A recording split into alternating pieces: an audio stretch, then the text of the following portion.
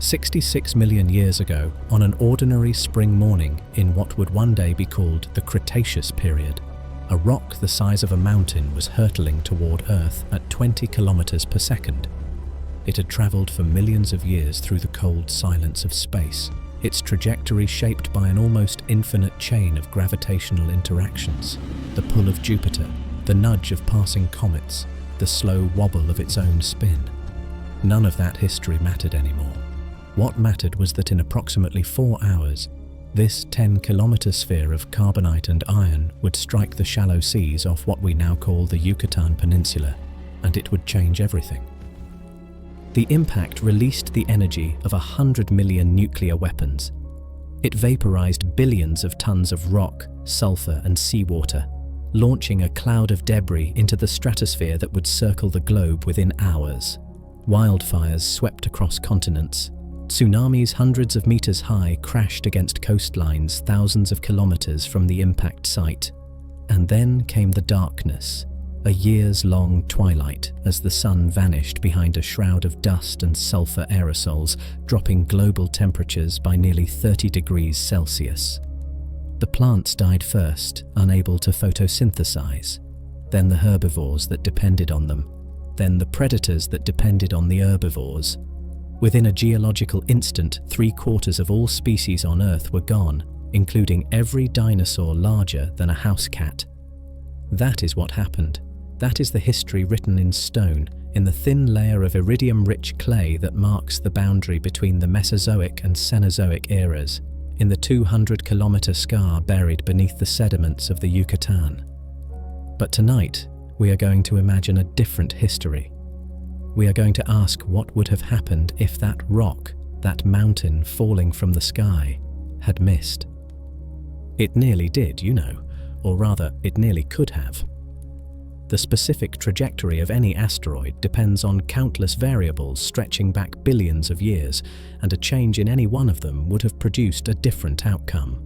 Some researchers have calculated that if the Chicxulub impactor had arrived just minutes earlier or later, it would have struck deep ocean rather than shallow coastal waters. Less vaporized rock, less sulfur in the stratosphere, a regional catastrophe rather than a global extinction. The dinosaurs would have woken up the next morning to a world shaken but not destroyed, and they would have continued doing what they had been doing for the previous 165 million years, dominating every terrestrial ecosystem on the planet. So, before you get comfortable, take a moment to like the video and subscribe, but only if you genuinely enjoy what I do here, and let me know in the comments where you're tuning in from. I'm always curious to see how far these stories travel. Now, dim the lights if you haven't already. Take a deep breath and let the modern world fade away.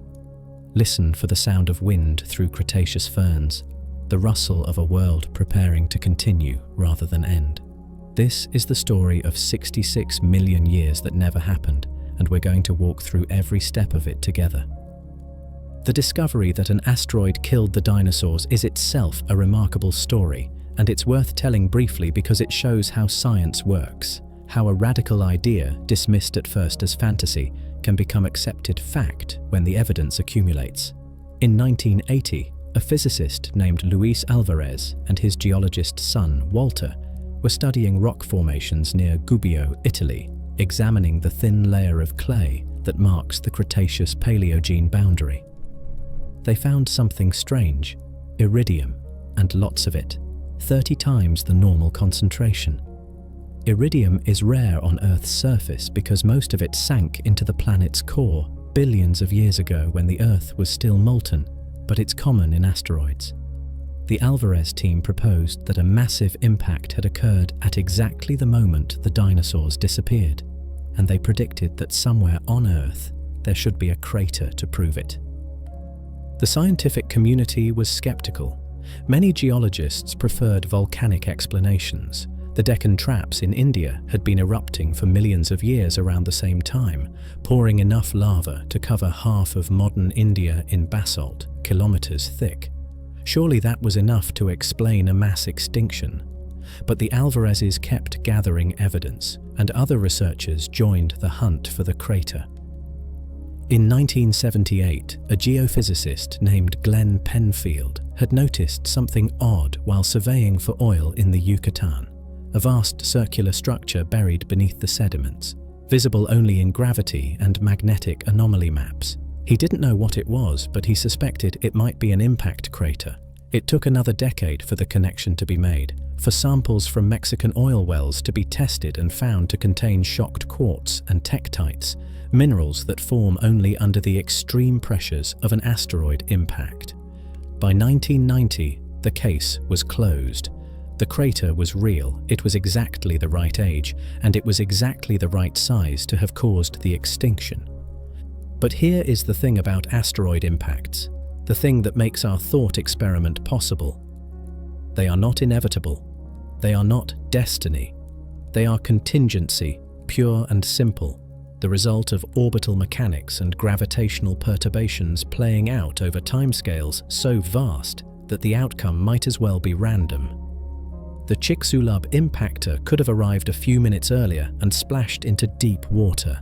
It could have arrived a few hours later and struck the middle of the Pacific. It could have missed Earth entirely, sailing past our planet and continuing on into the outer solar system, never to return. In any of those scenarios, the dinosaurs would have survived. Not because they were destined to survive, but because the particular event that killed them simply wouldn't have occurred. Our story begins in that alternative moment. The asteroid screams through Earth's atmosphere, carving a white-hot trail across the sky, visible from 1,000 kilometers away. It strikes the Pacific Ocean 2,000 kilometers from the nearest coastline, generating tsunamis that devastate coastal regions across the Americas and Asia. Millions of creatures die. Ecosystems are disrupted for decades, but the sulfur stays in the ocean. The dust settles within months rather than years. The sun keeps shining, the plants keep growing, and the dinosaurs, the tyrannosaurs and triceratops, the hadrosaurs and ankylosaurs, the tiny feathered maniraptorans darting through the underbrush, continue their ancient reign as if nothing had happened. Because for them, nothing significant has happened. They have survived worse. They have survived the volcanic winters of the Deccan eruptions, the gradual cooling of the late Cretaceous, the shifting continents and changing sea levels that have been reshaping their world for millions of years. They are the most successful group of large land animals the planet has ever produced, and they show no signs of decline. Their diversity is at its peak.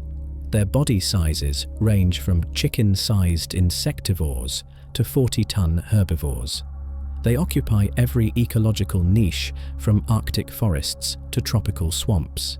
They have been doing this for 165 million years, and there is no biological reason why they cannot continue for 165 million more. The world belongs to the dinosaurs. And now, for the first time in Earth's history, we are going to see what they would have done with it. To understand what might have been, we first need to understand what was.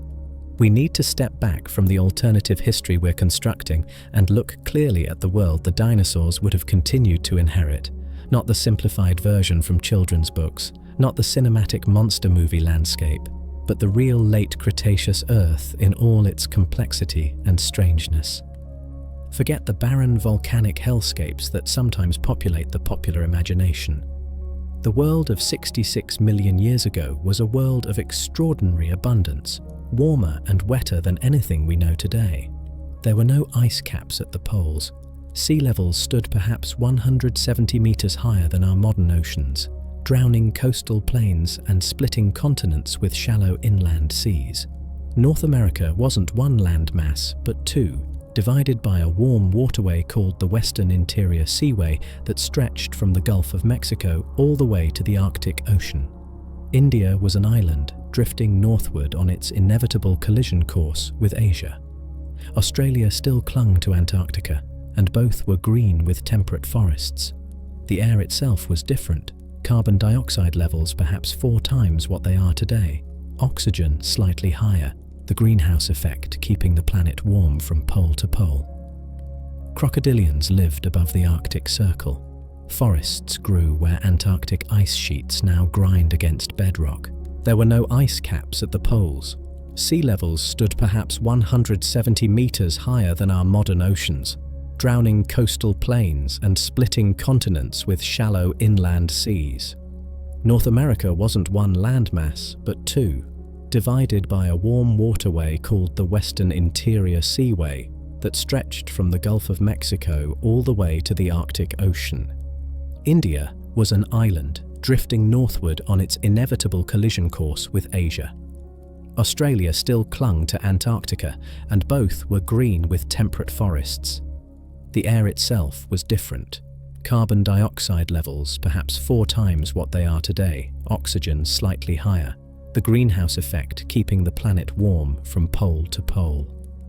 Crocodilians lived above the Arctic Circle. Forests grew where Antarctic ice sheets now grind against bedrock.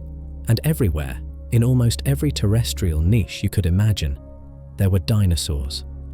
The best window we have into this vanished world is a place called the Hell Creek Formation, a layer of rock stretching across Montana, the Dakotas, and Wyoming that preserves the last 3 million years of the Cretaceous in exquisite detail.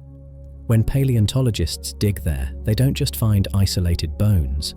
They find an entire community of life frozen in stone, a complete ecosystem that we can reconstruct with remarkable precision. The ruler of this world was Tyrannosaurus rex, and it's worth spending a moment really seeing this animal as it was, not as the lumbering tail dragger of old reconstructions, but as something far more terrifying and far more beautiful.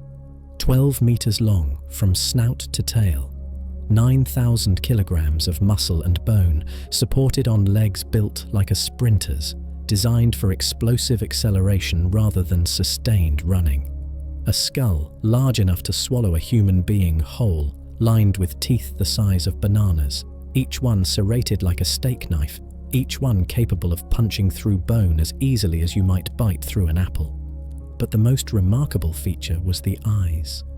T-Rex had forward-facing eyes set in a skull that was narrow at the front, giving it binocular vision, depth perception, something rare among dinosaurs.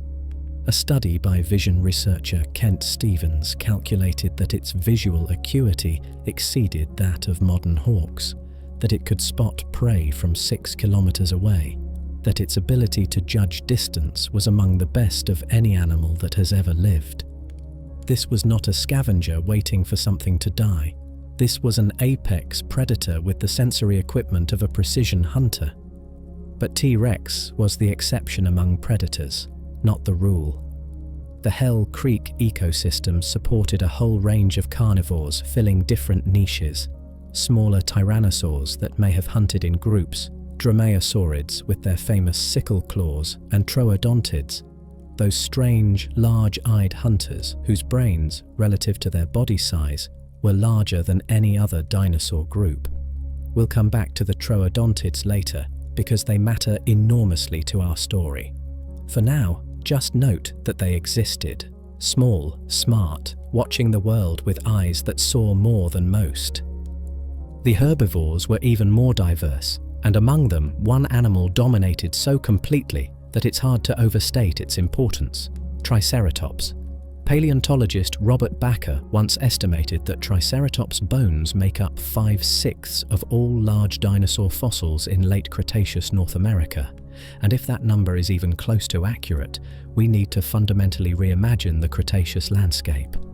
Think of the Great Plains before European contact, when bison herds stretched from horizon to horizon, when the ground trembled under millions of hooves, when you could travel for days without seeing anything but grass and grazing animals. Now replace every one of those bison with a 3-horned, 9-meter-long tank weighing up to 9,000 kilograms, with a skull that made up 1/3 of its entire body length, with horns that could gore a tyrannosaur and a frill of solid bone protecting its neck. That was Triceratops, the Cretaceous equivalent of the American bison, except armored like a medieval knight. Alongside Triceratops lived the hadrosaurids, the duck-billed dinosaurs, with their remarkable dental batteries, hundreds of interlocking teeth stacked in columns, constantly being replaced, capable of grinding tough vegetation in a way that no other dinosaur group had achieved. There was Ankylosaurus, the armored fortress, its body covered in bony plates called osteoderms, its tail ending in a club of fused bone that could shatter a predator's leg with a single swing. There was Pachycephalosaurus, with its dome of solid bone atop its skull, possibly used for head-butting contests like modern bighorn sheep, though paleontologists still argue about this. And there were dozens of smaller species, each filling its own niche in the ecosystem. Small ornithopods browsing in the undergrowth, oviraptorosaurs tending their nests, tiny mammals scurrying through the leaf litter at night. Above this world flew the pterosaurs, and we need to pause here because the pterosaurs are not dinosaurs. They're a separate lineage entirely, related but distinct, like cousins rather than siblings. The largest of them was Quetzalcoatlus, named after the Aztec feathered serpent god. And when I tell you that its wingspan reached 11 meters, I need you to actually picture that. Wider than a small airplane, larger than any flying animal that has ever existed before or since. Standing on all fours, it would have looked a giraffe in the eye. Yet its bones were hollow, honeycombed with air pockets, so lightweight that this creature the size of a small aircraft probably weighed only about 250 kilograms, less than many adult humans. It probably hunted like a giant stork, stalking across floodplains on folded wings, snatching up small dinosaurs and mammals and fish with a beak the length of a human arm. And what about the mammals? They were there. They had been there all along, evolving alongside the dinosaurs from the very beginning, sharing the planet for over 150 million years. But they were small. The largest known Cretaceous mammal was perhaps the size of a badger. Most were the size of mice or rats, creeping through the underbrush, climbing trees at night, hunting insects and seeds in the ecological shadows cast by the giants. They were not failures, they were highly successful at what they did.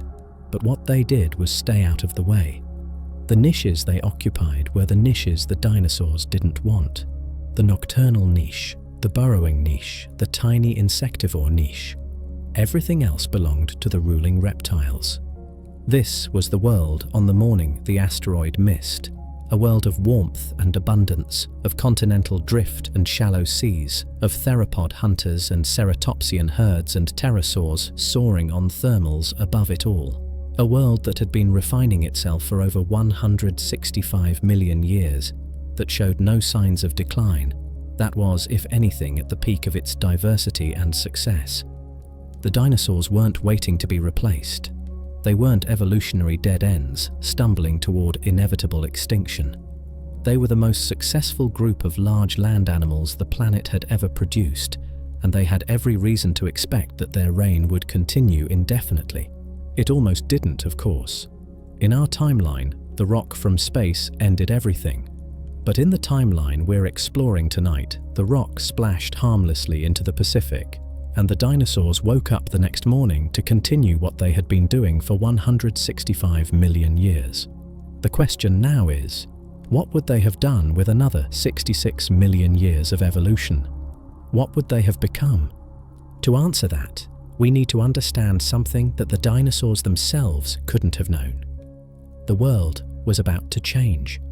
Not suddenly, not catastrophically, but slowly and inexorably over tens of millions of years. The warm, stable climate of the Mesozoic was ending. A long cooling was coming, driven by the slow drift of continents, by the rise of mountains, by the circulation of ocean currents that would eventually lock Antarctica in ice. New plants were evolving, grasses, which would spread across the world and transform every ecosystem they touched. The dinosaurs were about to face challenges they had never encountered in 165 million years of evolution. Challenges that would test their adaptability in ways the asteroid never could. But first, let's look at why the dinosaurs were so dominant in the first place, and why the mammals couldn't seem to break out of their ecological shadows. The answer isn't what you might think. There's a story that gets told in countless documentaries and textbooks, a comfortable narrative that explains why the world looks the way it does today. It goes something like this. The dinosaurs were lumbering, cold-blooded failures, evolutionary dead ends that dominated only because nothing better had come along yet. They were big and dumb, slaves to their instincts, unable to adapt to changing conditions. When the asteroid struck, it simply cleared the stage for the true inheritors of the Earth, the mammals, warm-blooded and intelligent, who had been waiting patiently in the wings for their moment to shine. The extinction was almost a mercy, a necessary reset that allowed evolution to finally get things right. This story is almost entirely wrong, and understanding why it's wrong is essential to understanding what would have happened if the dinosaurs had survived. The dinosaurs were not failures waiting to be replaced. They were an evolutionary triumph of staggering proportions, arguably the most successful group of large land animals the planet has ever produced. They dominated terrestrial ecosystems for over 165 million years. Try to wrap your mind around that number for a moment. Anatomically, modern humans have existed for perhaps 300,000 years. The entire genus Homo, including all our extinct relatives, goes back maybe 2.5 million years. The dinosaurs reigned for 66 times longer than that. They evolved into thousands of species, filled every conceivable ecological niche from tiny insectivores to 40-ton browsers, spread across every continent, adapted to every climate from tropical rainforests to polar winters. And they showed absolutely no signs of decline in the millions of years before the asteroid struck. If anything, their diversity was increasing. The late Cretaceous was not a period of dinosaurian senescence, it was a golden age. So why did mammals stay small? Why, after 150 million years of coexistence with dinosaurs, hadn't they produced anything larger than a badger? The traditional answer is simple. The dinosaurs were suppressing them. The big niches were occupied by big dinosaurs, and the mammals simply couldn't compete. They were forced into the margins, into the night, into burrows and treetops where the giants couldn't follow. Remove the dinosaurs, and the mammals would explode into all that newly vacant ecological space. This explanation has a certain intuitive appeal, but recent research suggests it's incomplete at best and possibly backward. A 2021 study from Oxford and Birmingham universities analysed the evolutionary constraints on different mammal groups before and after the KPG extinction, using sophisticated statistical methods to identify where each lineage was hitting ecological limits. What they found was surprising. The ancestors of modern placentals and marsupials, the groups that would eventually produce everything from whales to elephants to humans, weren't primarily competing with dinosaurs. They were being outcompeted by other mammals. The Mesozoic wasn't just home to the tiny shrew-like creatures we usually imagine when we think of early mammals. It hosted a remarkable diversity of mammalian lineages, most of which are now completely extinct. Multituberculates, Gondwanatheres, Eutriconodonts, Dryolstoids. These animals had already claimed many of the small to medium body size niches. Some were gliders, some were swimmers, some were burrowers. Some had teeth specialized for cracking hard foods, others for slicing meat, others for grinding plants. The ancestors of modern mammals weren't being held back by distant dinosaurian giants. They were being outcompeted by their own closer relatives, by other mammals that were simply better adapted to Mesozoic conditions. Think about what this means for our alternative timeline. When the asteroid didn't strike, the dinosaurs continued, yes, but so did these other mammal groups. The multituberculates, which in our timeline survived the extinction and persisted for another 30 million years before finally dying out, would have kept competing with the ancestors of rodents. The Gondwanatheres would have kept occupying the niches that marsupials might otherwise have filled in the southern hemisphere. The playing field wouldn't have been cleared.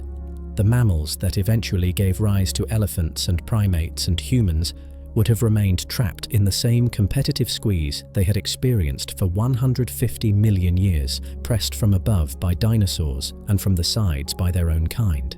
But let's go deeper. Let's ask why the dinosaurs were so good at being large in the first place, because the answer reveals something fundamental about the constraints our alternative history would have operated under. Dinosaurs had a respiratory system that mammals simply cannot match. Like modern birds, which are, after all, living dinosaurs, they breathed using a system of unidirectional airflow through rigid lungs supplemented by air sacs that extended throughout their bodies, even into their bones. When a mammal breathes, air flows into the lungs and then back out the same way, mixing fresh oxygen-rich air with stale carbon dioxide-rich air. It's inefficient. When a dinosaur breathed, air flowed in one direction only, passing over the gas exchange surfaces continuously, extracting far more oxygen per breath. This is why birds can fly over Mount Everest while mammals gasp for air at base camp. This is why sauropods could grow to 50 tons, while the largest land mammals have never exceeded 20. The dinosaurs weren't just occupying the large body niches. They were physiologically superior at being large. They also had hollow bones, pneumatized with air pockets connected to their respiratory system, making their skeletons lighter relative to their strength than any mammal could achieve. They had faster growth rates, reaching adult size in years rather than the decades required by similarly sized mammals.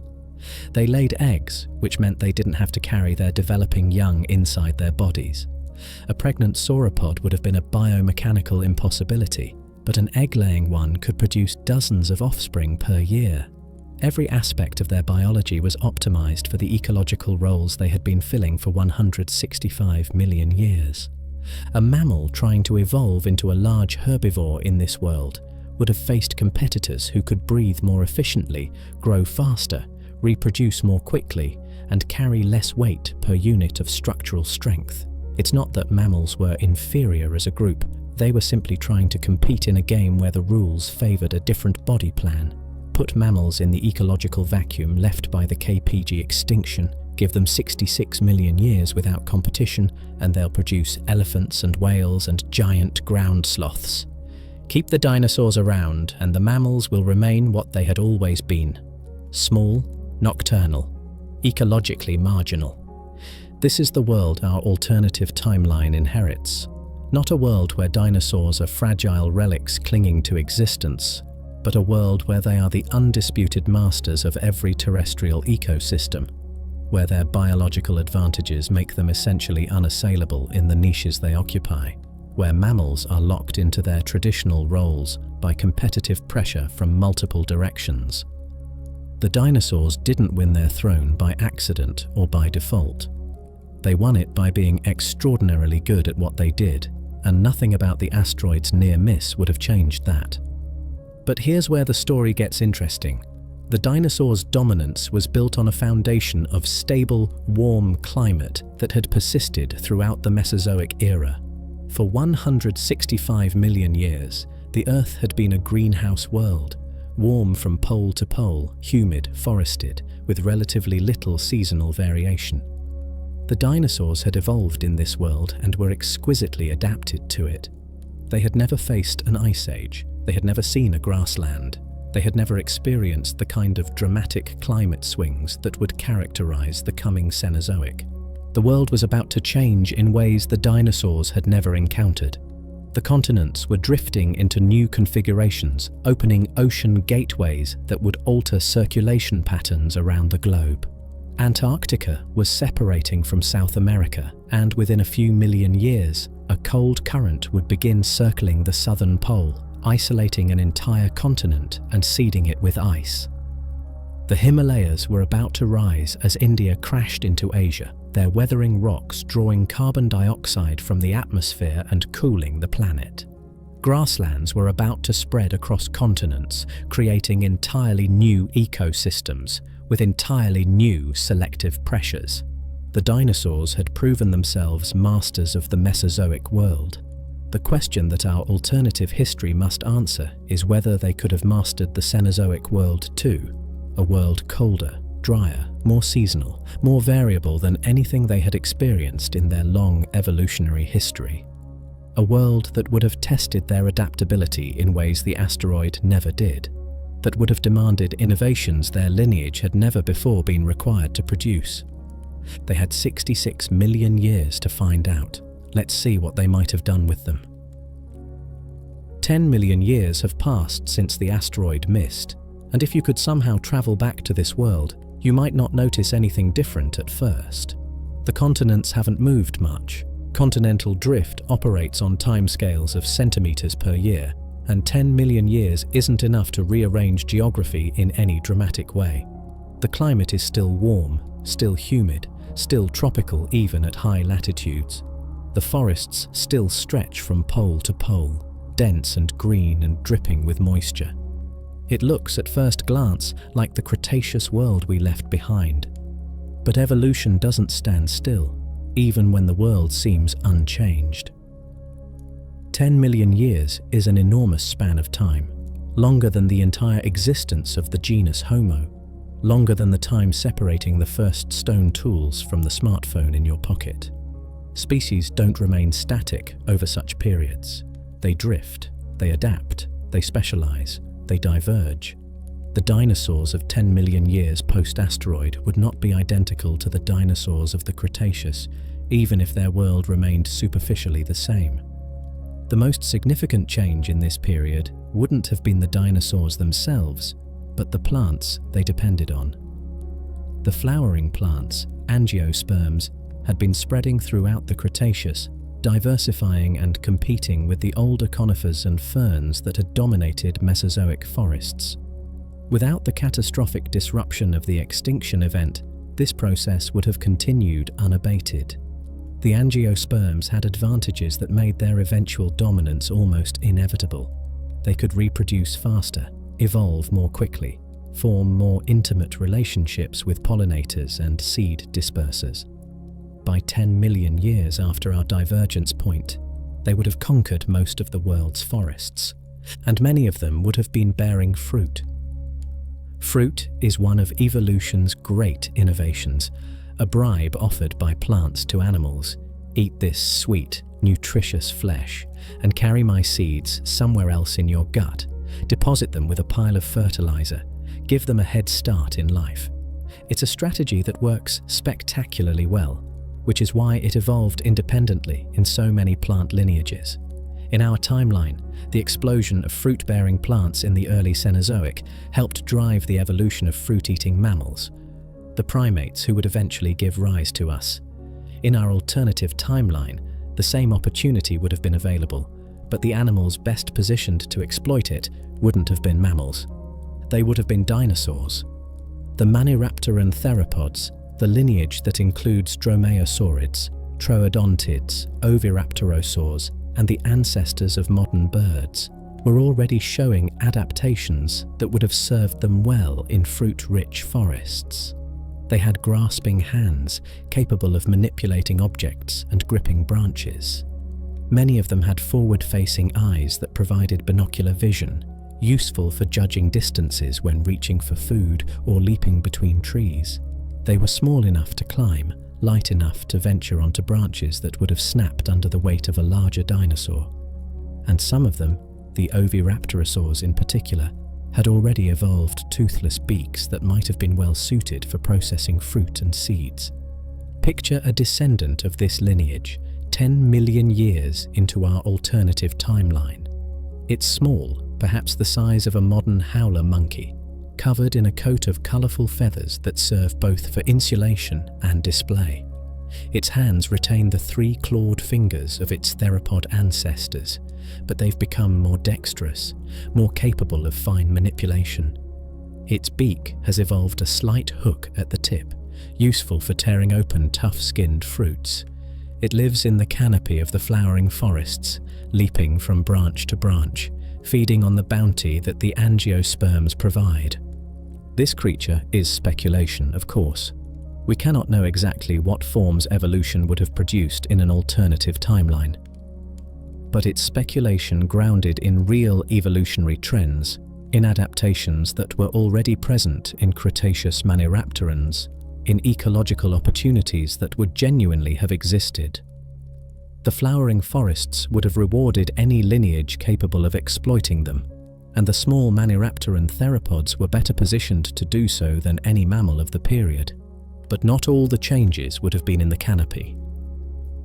Down on the forest floor, the great herbivorous dynasties of the Cretaceous would have been continuing their own evolution, responding to the changing composition of the plant communities they depended on. The hadrosaurids, the duck-billed dinosaurs, had evolved the most sophisticated plant processing equipment of any dinosaur lineage. Dental batteries containing hundreds of interlocking teeth, constantly being replaced, capable of grinding tough vegetation with an efficiency that no other dinosaur could match. As the flowering plants spread, with their different textures and nutritional profiles, the hadrosaurids would have adapted right alongside them. Some lineages might have become more specialized, focusing on particular types of plants in particular habitats. Others might have become more generalized, capable of thriving on whatever vegetation was available. The key point is that they wouldn't have stood still. Evolution never does. The ceratopsians too would have continued their radiation.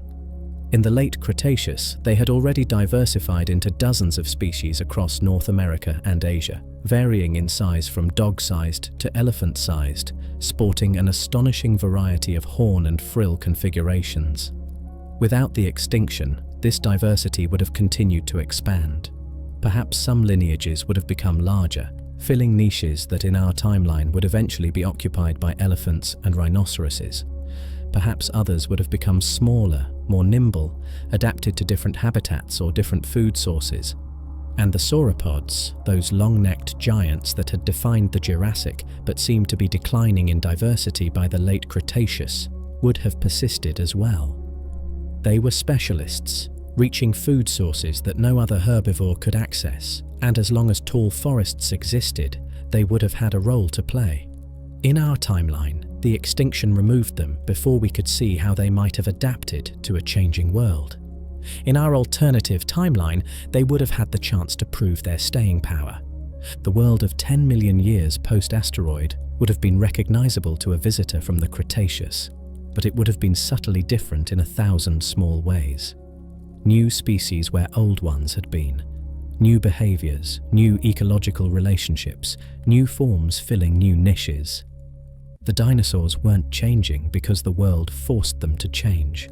The world was still warm, still forested, still fundamentally Mesozoic in character. They were changing because that's what life does. It explores possibilities, it fills available space, it diversifies. But the real changes were coming. Around 55 million years ago, the planet was about to experience something unprecedented. A sudden, dramatic warming that would push global temperatures to levels not seen in tens of millions of years. The Paleocene-Eocene thermal maximum was approaching, and it would test the dinosaurs in ways they had never been tested before. The question was whether they were ready. Around 55 million years ago, something extraordinary happened to the Earth's climate. Within perhaps 20,000 years, a blink of an eye in geological time, global temperatures spiked by 5 to 8 degrees Celsius. The polar regions, already warm by modern standards, became positively tropical. Palm trees grew in Alaska. Crocodilians basked on the shores of the Arctic Ocean. The deep oceans warmed by several degrees, fundamentally altering circulation patterns and marine ecosystems around the world. Scientists call this event the Paleocene-Eocene thermal maximum, or PETM, and it was one of the most dramatic climate shifts in the last 100 million years of Earth history.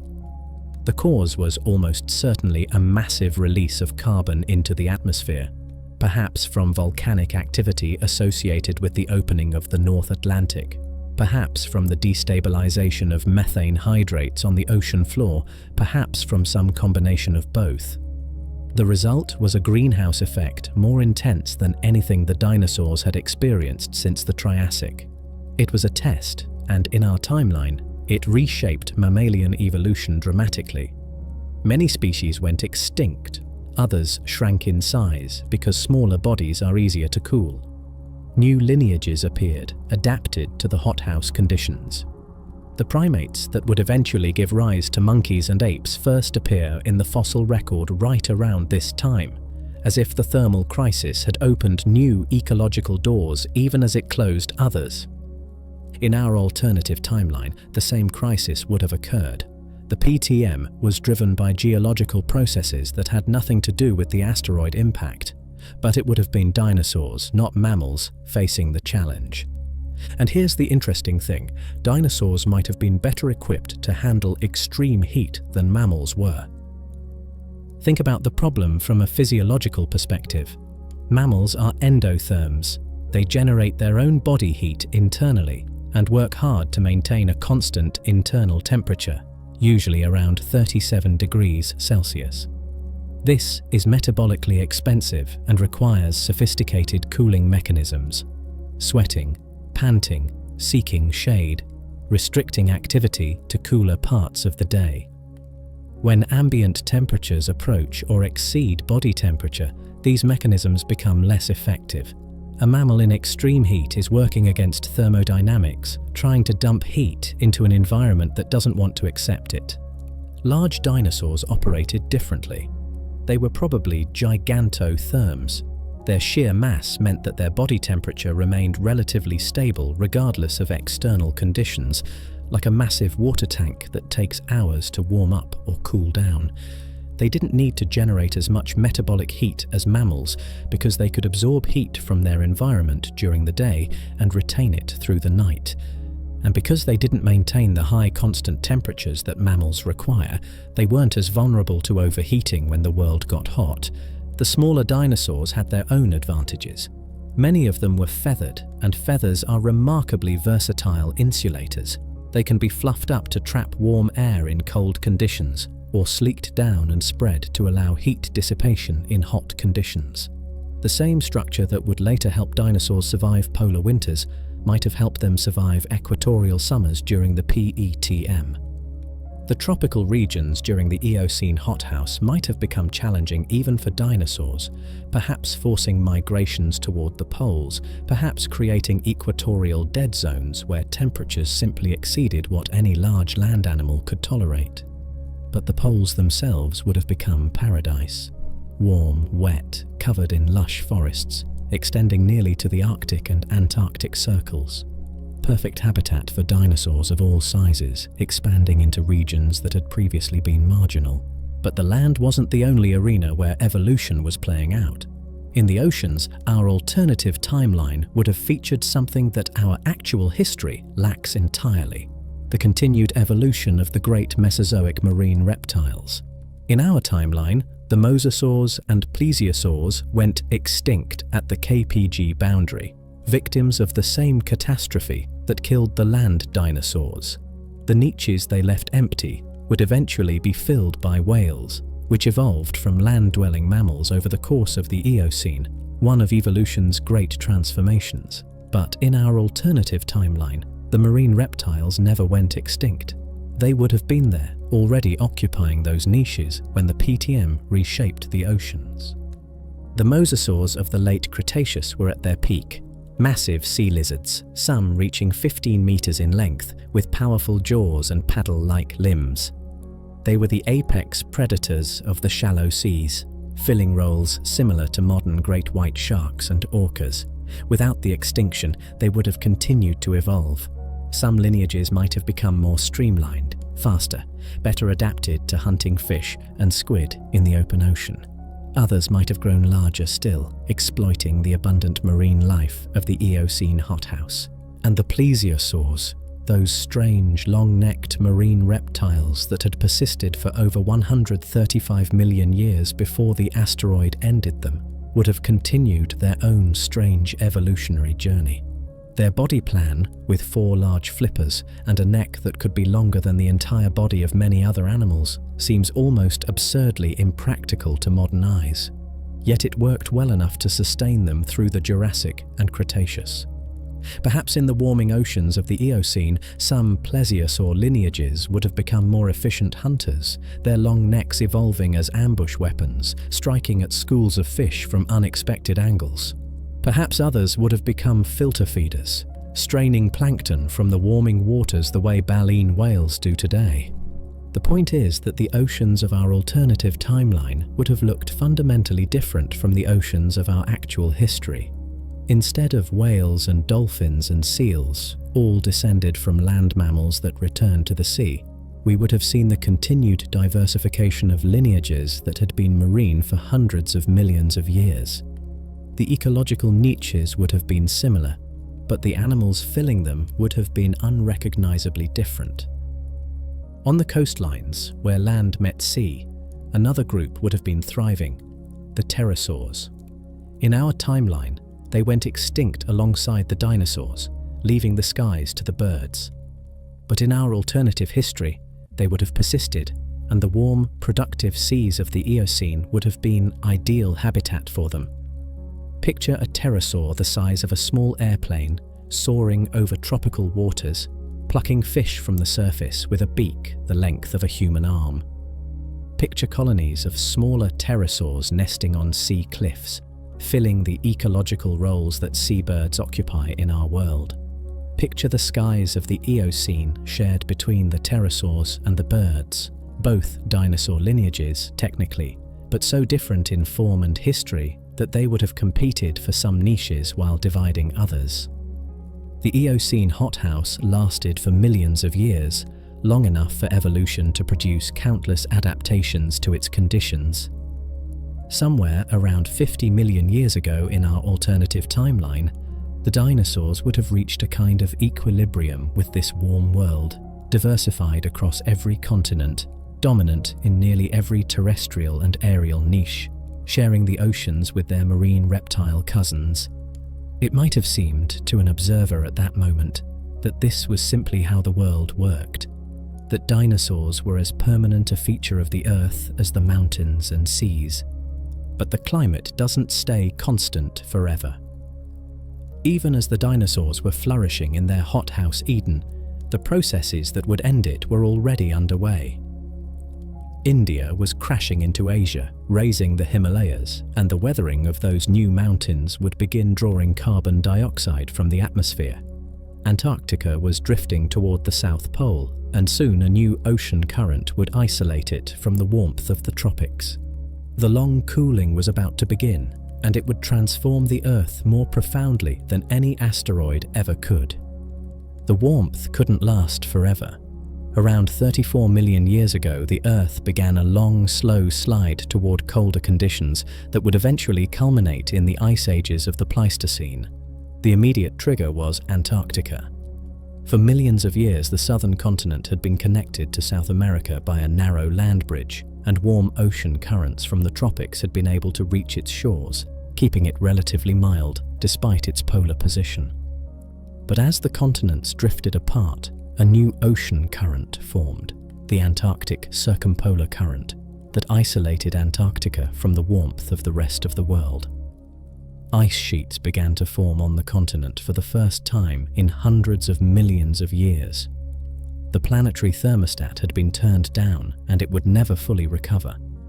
The effects rippled outward from the poles. Global temperatures dropped by several degrees. Sea levels fell as water became locked up in Antarctic ice. Rainfall patterns shifted as the temperature gradients between equator and poles steepened. And the forests, those endless pole-to-pole forests that had characterized the age of dinosaurs, began to retreat. This was something new. For 150 million years since before the first dinosaur walked the Earth, the planet had been a greenhouse world, warm and wet, covered in vegetation from the Arctic to the Antarctic. Dinosaurs had evolved in this world, diversified in this world, conquered every continent in this world. They had never faced a planet where ice sheets covered significant portions of the land, where winters could be genuinely harsh, where forests gave way to something else entirely. The Oligocene cooling was a test unlike any they had experienced before. But here's where we need to challenge a common assumption. We tend to think of dinosaurs as tropical animals, creatures of warm climates that couldn't possibly survive in cold conditions. After all, they're often depicted in steaming jungles, their massive bodies soaking up the warmth of a prehistoric sun. And the comparison to modern reptiles seems to reinforce this impression. Snakes and lizards don't do well in cold climates, which is why you don't find them in Antarctica. The problem with this assumption is that it's almost certainly wrong. We now know that dinosaurs lived in polar regions during the Mesozoic. Fossil sites in Alaska and Antarctica have yielded dinosaur bones from latitudes that would have experienced months of winter darkness, temperatures that regularly dropped below freezing. These weren't occasional visitors or lost wanderers. They were established populations, breeding and raising their young in conditions that we would consider harsh by any standard. The famous Prince Creek Formation in northern Alaska preserves a diverse dinosaur ecosystem from about 70 million years ago, including hadrosaurs, ceratopsians, and tyrannosaurs, all living year-round above the Arctic Circle. How did they do it? The answer was literally covering their bodies. Feathers. We've known for decades now that many dinosaurs were feathered, not just the small, bird-like theropods, but a surprisingly diverse range of species. Feathers have been found on tyrannosaurs, on ornithischians, on dinosaurs large and small from lineages across the family tree. The original function of feathers wasn't flight, it was insulation. They evolved to keep dinosaurs warm, to trap body heat against the skin, to allow these animals to remain active in conditions that would have sent a naked reptile into torpor. In our alternative timeline, this adaptation would have proved crucial as the world cooled. The feathered theropods, already equipped with nature's most versatile insulation, would have been able to expand into colder habitats as the ice advanced. Picture a pack of medium-sized theropods, their bodies covered in thick plumage that ruffles in the frigid wind, hunting across a snowy landscape that would have been unthinkable in the Mesozoic. These creatures would have looked remarkably bird-like because they were essentially birds that had never given up hunting on the ground. The larger dinosaurs faced a different challenge. A 15-meter sauropod couldn't rely on feathers for insulation the way a 2-meter theropod could. The surface area to volume ratio doesn't work in their favor. But gigantothermy cuts both ways. The same thermal inertia that helped large dinosaurs survive the Eocene heat would have helped them survive moderate cold. Their massive bodies would have changed temperature so slowly that short cold snaps wouldn't affect them much. They might have migrated seasonally, following the warmth and the food, the way many large mammals do today.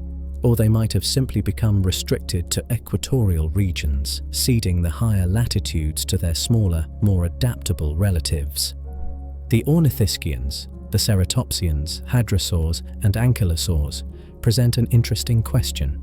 We don't have direct evidence that they were feathered, though some specimens suggest they had filamentous integuments that might have served a similar purpose.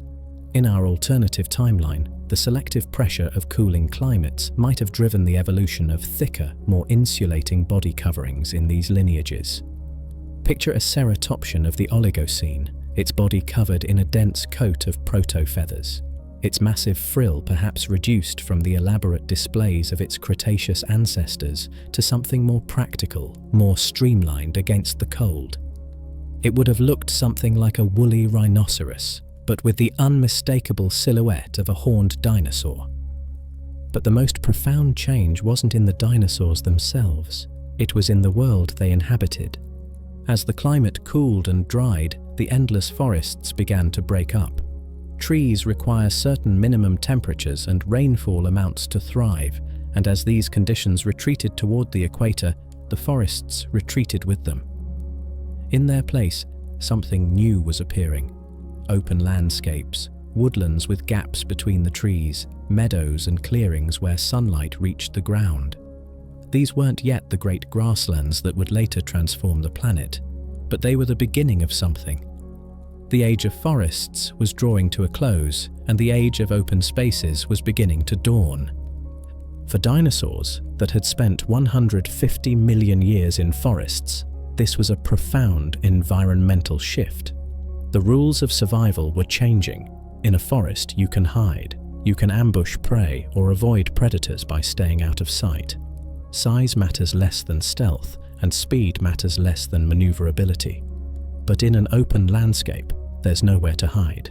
You survive by being fast enough to escape, or big enough to fight, or vigilant enough to spot danger before it's too late.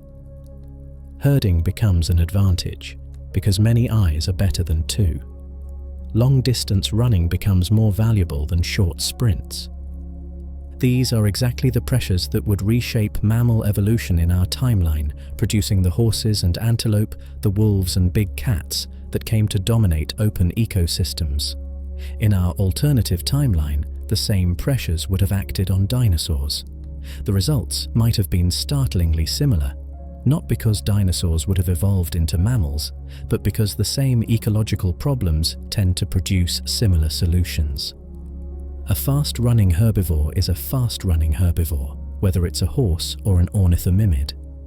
A pack-hunting predator is a pack-hunting predator, whether it's a wolf or a derived theropod. The Oligocene was a transition, a bridge between the warm forests of the Eocene and the grasslands that were coming. The dinosaurs that emerged from it would have been different from their Cretaceous ancestors, better adapted to cold, better adapted to open spaces, beginning to develop the specializations that the New World would demand. They had survived their first major test, but the real transformation was still to come. Around 23 million years ago, a humble family of plants would begin a conquest that would reshape every continent except Antarctica. Grass was about to change everything. Grass doesn't seem like a revolutionary organism. It's humble, low to the ground, easily overlooked. You walk on it, mow it, forget it exists. But starting around 23 million years ago, in the early Miocene, grass began a conquest that would transform the face of the Earth more thoroughly than any asteroid impact. By the time it was done, grass would cover roughly 40% of the planet's land surface and create entirely new ecosystems that had never existed in the first 400 million years of life on land. To understand why grass was so revolutionary, you need to understand what makes it different from other plants. Most plants grow from their tips, damage the top of a tree, and you've removed its growing point, stunted its development, perhaps killed it entirely. But grass grows from its base. You can cut it, burn it, graze it down to stubble, and it simply regrows from below. This makes grass almost impossible to kill through browsing or fire. It's the plant equivalent of a hydra. Remove its head, and it grows right back.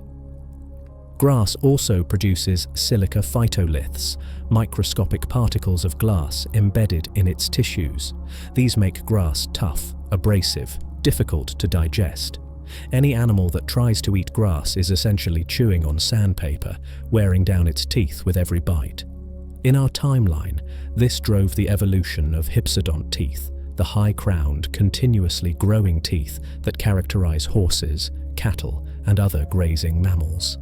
Animals that couldn't evolve solutions to the grass problem simply couldn't exploit the new grassland ecosystems. They were locked out of one of the planet's great ecological opportunities. The spread of grasslands was driven by the same cooling and drying that had begun in the Oligocene. As rainfall decreased across the continental interiors, forests retreated to wetter areas near coasts and rivers. The open spaces between them filled with grass, not because grass preferred those conditions, but because grass could tolerate them when trees couldn't. Grasslands are, in a sense, the vegetative equivalent of tough survivors, colonizing the marginal lands that nothing else can hold. In our timeline, the Miocene grasslands triggered one of the great adaptive radiations in mammalian history. Horses evolved from small forest dwellers into the large, fast-running grazers we know today. Ruminants, cattle, deer, antelope, diversified explosively, their complex multi-chambered stomachs allowing them to extract nutrition from tough plant material that other mammals couldn't digest. Predators evolved to match. The ancestors of wolves and big cats became faster, more social, better adapted to hunting in open terrain. The modern African savanna, with its herds of wildebeest and zebra, its prides of lions and packs of wild dogs, is the culmination of 20 million years of evolution in grassland ecosystems. In our alternative timeline, the grasslands would have spread just as they did in our history. The climate patterns that created them had nothing to do with what animals were present. The difference is that it would have been dinosaurs, not mammals, facing the challenge of adapting to this new world. And the pressures would have been identical: eat grass or starve, run fast or die, see predators coming or become prey. The solutions, driven by the implacable logic of natural selection, would likely have been remarkably similar. Consider the ceratopsians, the horned dinosaurs that had dominated the herbivore niches of late Cretaceous North America. In the forests, they had been browsers, using their parrot-like beaks to crop vegetation and their shearing teeth to process it. But those teeth weren't designed for grass. They would have worn down quickly against the silica-laden tissues, leaving the animals unable to feed efficiently. The ceratopsians that survived in a grass-dominated world would have been those that evolved solutions to this problem. One possibility: the evolution of ever-growing teeth, similar to those of rodents and horses. The developmental pathways for continuous tooth growth exist in dinosaurs. We see hints of it in the dental batteries of hadrosaurs, where teeth were constantly being replaced from below. A ceratopsian lineage that evolved truly hypsodont teeth would have been able to graze indefinitely, wearing down its teeth against the grass and simply growing more to replace them. Picture a descendant of Triceratops, 20 million years evolved from its Cretaceous ancestor. It's still recognizable as a ceratopsian. The basic body plan works too well to abandon, but the proportions have changed. The head is longer, lower to the ground, adapted for grazing rather than browsing. The beak is wider, more squared off, designed to crop grass in broad swaths like a living lawnmower. The frill has shrunk, no longer needed for display or thermoregulation in the same way. The energy instead invested in the massive jaw muscles needed to process tough vegetation. It moves in herds of hundreds across the Miocene prairies, a river of flesh and horn flowing across the landscape like wildebeest across the Serengeti. But grazing brings its own dangers. In a forest, you can hide from predators. On an open plain, you're visible from kilometers away. The only defenses are vigilance, numbers, and speed. The herding behavior of Miocene ceratopsians wouldn't have been optional. It would have been essential for survival. A lone grazer on an open plain is a dead grazer. A herd of 1,000, with hundreds of eyes scanning the horizon, has a chance. The ornithomimosaurs, the ostrich dinosaurs of the Cretaceous, were already pre-adapted for grassland life in some ways. They were fast runners with long legs and light builds. They were probably omnivorous, able to exploit a variety of food sources. In a world of open plains, they might have become the ecological equivalents of antelope and gazelles, fast, alert, living in herds, relying on speed to escape predators. Imagine a Miocene ornithomimid, its legs even longer than its ancestors, its body streamlined for sustained running across flat terrain. Its neck is long enough to see over the grass, to spot danger approaching from any direction. It feeds on a mixture of grass seeds, insects, and small animals, an opportunistic diet that allows it to thrive in environments too harsh for specialists. When threatened, it can reach speeds of 60 kilometers per hour, fast enough to outrun any predator that relies on pure pursuit. It lives in groups of dozens, and when one individual spots danger and bolts, the others follow instantly, a wave of panic spreading through the herd faster than any predator can react. The hadrosaurs present an interesting case. Their sophisticated dental batteries, those rows of hundreds of interlocking teeth, were already the most efficient plant processing machinery any dinosaur had ever evolved. In some ways, they were pre-adapted for grazing, capable of handling tough vegetation that would have defeated other herbivores. Perhaps, in our alternative timeline, the hadrosaurs would have become the dominant grazers, their existing adaptations giving them a head start in the competition for grass. But there's another possibility, one that seems more likely given the rules of evolutionary competition. Perhaps no single lineage would have dominated. Perhaps the Miocene grasslands would have been partitioned among multiple dinosaur groups, each specializing in slightly different niches, just as the African savanna today is shared among wildebeest, zebra, buffalo, gazelle, and a dozen other species, each exploiting the grassland in its own way. The ecological theatre had been rebuilt. The forest stage that had hosted the Mesozoic drama was being struck, replaced by an endless plain of waving grass under an open sky. New roles were available for any actors willing to learn new lines. The dinosaurs had spent 150 million years mastering forest life. Now they had perhaps 20 million years to master something entirely different. The question was, what would be hunting them? Because in a world of fast-running herds, the predators would have to change too. Tyrannosaurus rex was the apex predator of the late Cretaceous. 12 meters of muscle and bone, 6 tons of killing power, a bite force that could crush a car. It was built for one thing, taking down large prey through overwhelming force. In the forests of the Mesozoic, where ambush was possible and prey couldn't see you coming until it was too late, this strategy worked magnificently. T-Rex sat at the top of its food chain for millions of years, unchallenged, seemingly perfect. But perfection is always relative to environment. Change the environment, and perfection becomes obsolescence. The open grasslands of the Miocene would have been hostile territory for a classic tyrannosaur. In a forest, a 6-ton predator can hide behind trees, can approach within striking distance before its prey even knows it's there. On an open plain, there's no hiding a predator that stands 4 meters tall at the hip. Prey animals can see you coming from kilometers away. By the time you get close enough to attack, they're already running, and you, with your massive body and relatively short legs, cannot catch them. This doesn't mean the tyrannosaur lineage would have gone extinct. Evolution doesn't give up on successful body plans that easily. But it does mean they would have had to change. And the direction of that change is predictable, because we've seen it happen before with mammalian predators facing the same pressures.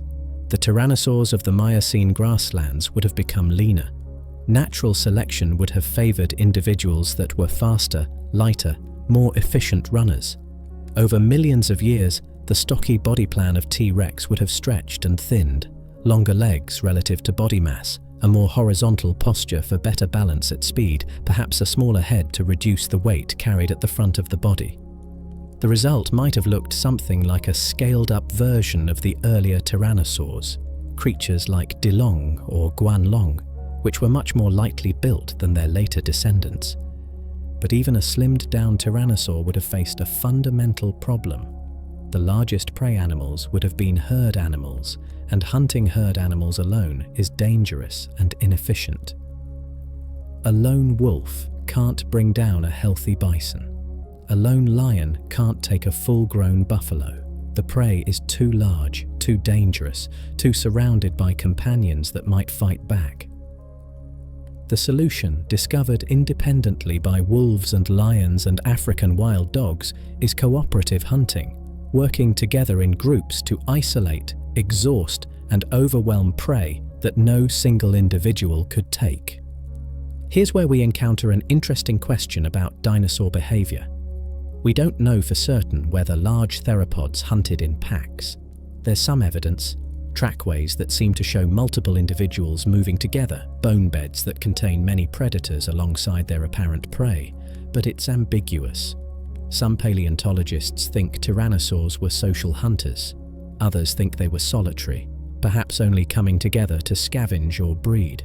In the absence of certainty, we have to reason from ecological principles.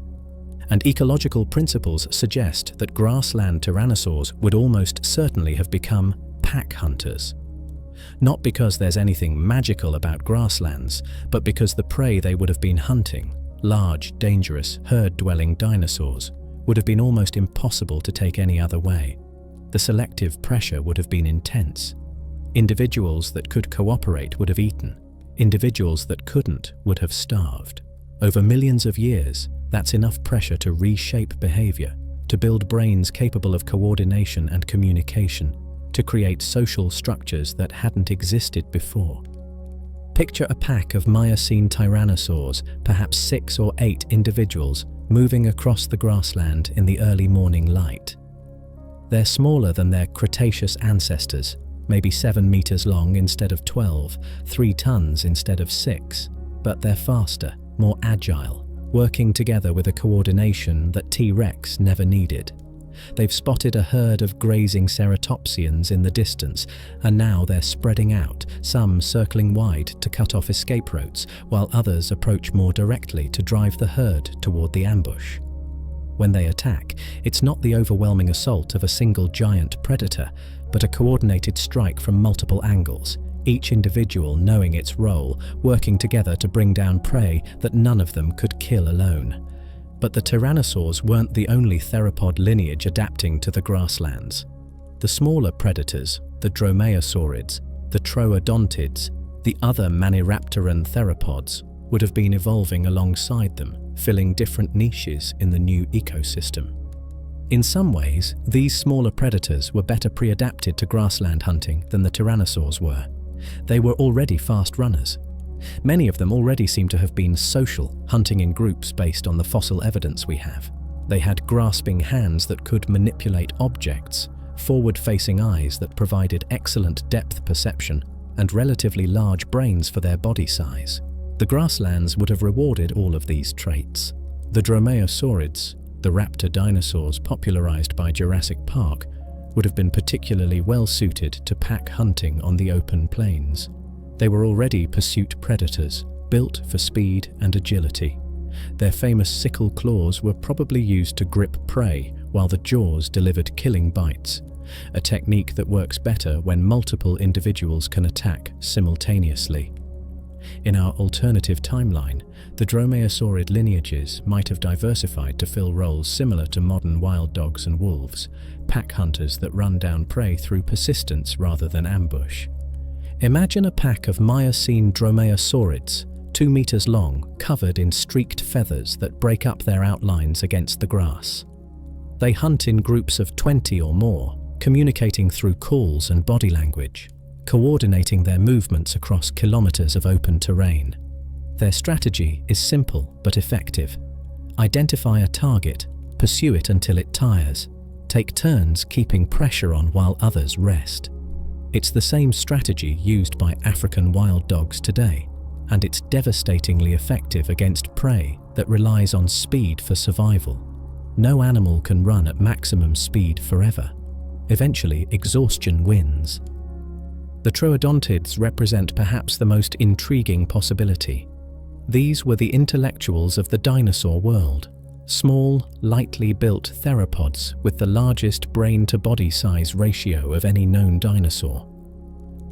We'll explore their potential in more detail in the next chapter, but they would have been formidable grassland predators in their own right, probably hunting smaller prey that the larger predators ignored, perhaps developing more sophisticated social structures than any of their relatives. The Miocene grasslands, in our alternative timeline, would have been a killing ground patrolled by predators at every scale. At the top, packs of slimmed-down tyrannosaurs, still the largest land predators on Earth, but fundamentally transformed by 50 million years of adaptation to new conditions. In the middle, packs of dromaeosaurids, running down prey through sheer endurance. At the bottom, troodontids and other small theropods, hunting everything from rodent-sized mammals to insects to each other. The age of the lone giant was ending. The solitary tyrannosaur, killing through overwhelming individual power, was giving way to something new. Predators that succeeded through cooperation, coordination, perhaps even the beginnings of something we might call strategy. In a world of open plains and vigilant herds, brains were becoming as important as brawn. And that raises a question that paleontologists have debated for decades. Given enough time, another 50 million years, say, Could dinosaurs have evolved true intelligence? Could they have developed minds capable of understanding the world, of planning for the future, of asking questions about their own existence? The answer is more complicated than you might think. In 1982, a Canadian paleontologist named Dale Russell published a thought experiment that would become one of the most famous and most controversial pieces of speculative paleontology ever written. Russell had been studying Troodon, a small theropod dinosaur from the late Cretaceous, known for having an unusually large brain relative to its body size. Looking at the trend of increasing brain size in this lineage, Russell asked a simple question: what if the dinosaurs hadn't gone extinct? What might Troodon's descendants have become after another 66 million years of evolution? His answer was the Dinosauroid, a hypothetical creature that stood upright on two legs, had manipulative hands with opposable digits, and possessed a large, rounded brain case capable of housing human-level intelligence. Russell even commissioned a sculpture of his Dinosauroid, and the result was strikingly humanoid. Two forward-facing eyes, a vertical posture, a body plan that looked more like a grey alien than a dinosaur. The implication was clear. Given enough time, dinosaurs might have evolved intelligence comparable to our own. We might have had competition. The Dinosauroid hypothesis captured the public imagination, but it was criticized almost immediately by other scientists, and the criticism has only intensified in the decades since. The problem isn't the idea that dinosaurs might have become more intelligent. That's reasonable speculation, supported by the evidence we have. The problem is the assumption that intelligence inevitably leads to a humanoid body plan. Russell's reasoning went something like this: intelligence requires a large brain. A large brain requires an upright posture to balance it on the spine. An upright posture requires the forelimbs to be free from locomotion. Free forelimbs naturally evolve into manipulative hands. Therefore, any intelligent creature will eventually look more or less like a human. It's a seductive argument, but it's almost certainly wrong. Consider the most intelligent non-human animals alive today. Crows and parrots have demonstrated cognitive abilities that rival great apes. They use tools, solve complex problems, recognize themselves in mirrors, and appear to understand concepts like cause and effect. Yet they look nothing like humans. They're birds with wings and beaks and bodies shaped by 150 million years of avian evolution. Their intelligence evolved within the constraints of a very non-humanoid body plan, and those constraints didn't prevent them from becoming remarkably smart. Or consider octopuses, which can solve puzzles, use tools, and appear to possess something like individual personalities. An octopus is about as far from a humanoid body plan as you can get. 8 arms, no skeleton, a distributed nervous system with neurons in each tentacle. Yet they're among the most intelligent invertebrates on Earth, perhaps among the most intelligent animals, period. The lesson is that intelligence is not a destination that evolution is trying to reach. It's a tool like claws or wings or venom that evolves when the selective pressures favor it. And it can evolve in bodies of almost any shape, because intelligence is ultimately about information processing, not about having hands or standing upright. So what would intelligent dinosaurs actually have looked like? Probably like dinosaurs. The troodontids of our alternative timeline, after 66 million years of additional evolution, would still have been recognizable as theropod dinosaurs.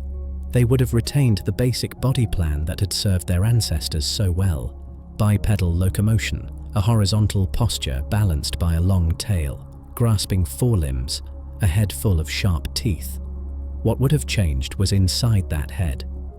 The troodontid brain was already large for a dinosaur. The encephalization quotient, a measure of brain size relative to body size, was higher in Troodon than in any other known dinosaur. If the selective pressures we discussed in the previous chapter continued to favor cognitive ability, if pack hunting demanded better coordination, if grassland life required better spatial memory, if complex social structures required recognizing individuals and remembering relationships, then the troodontid brain might have continued to expand. How far? That's impossible to say with certainty. But we can look at what happened with birds, the only dinosaur lineage that survived the extinction, for clues. Crows and parrots have brain-to-body ratios comparable to great apes, and they evolved that level of encephalization in roughly the same 66 million years that we're imagining for our alternative troodontids. It's not unreasonable to suppose that a lineage starting with Troodon's already impressive brain might have reached similar levels. Picture a troodontid of the late Miocene, perhaps 10 million years ago in our alternative timeline. It's about 2 meters long from snout to tail tip, covered in feathers that range from grey on the back to white on the belly, camouflage for the open grasslands where it hunts. Its eyes are large and forward-facing, providing excellent binocular vision. Its hands retain 3 clawed fingers, capable of grasping and manipulating objects with a precision its Cretaceous ancestors couldn't have managed.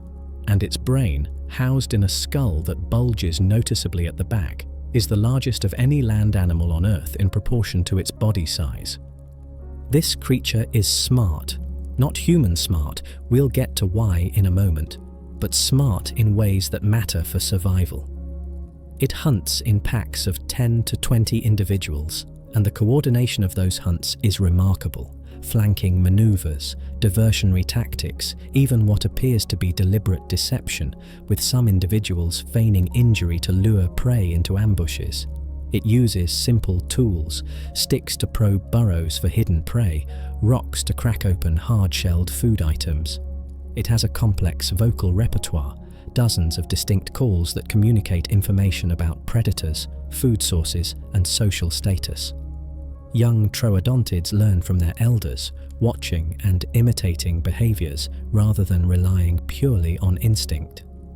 In many ways, this creature would have occupied an ecological niche similar to modern wolves or early hominids, a social predator whose success depends more on brains than on brawn, more on cooperation than on individual strength. It would have been formidable, adaptable, capable of thriving in environments across the globe, but it would not have built cities. It would not have developed writing or mathematics or philosophy. It would not have asked questions about the stars or wondered about its place in the universe. Why not? Because human-level intelligence isn't just about having a big brain. It's about a very specific set of circumstances that, as far as we can tell, occurred exactly once in the history of life on Earth. Human intelligence evolved in primates, a lineage that had already spent tens of millions of years developing complex social structures, manipulative hands adapted for grasping branches, and brains adapted for navigating three-dimensional environments. Then, our ancestors were forced out of the trees and onto the African savanna, where they faced new selective pressures: the need to find food in a challenging environment, the need to cooperate in groups, the need to communicate complex information about resources and dangers. Our brains expanded dramatically over just a few million years, driven by a feedback loop between social complexity and cognitive ability. This sequence of events was contingent on countless factors, each one necessary but not sufficient on its own. Primates reached Africa, but the 3 times they reached North America, none of those lineages evolved large brains. Grasslands appeared on every continent, but only in Africa did they produce a species capable of abstract thought. Intelligence of some kind might be common in the universe, but intelligence like ours, capable of technology and science and philosophy, might be vanishingly rare. Our alternative troodontids would have been intelligent, perhaps as intelligent as crows or dolphins or chimpanzees. They might have used tools, formed complex societies, passed knowledge from generation to generation.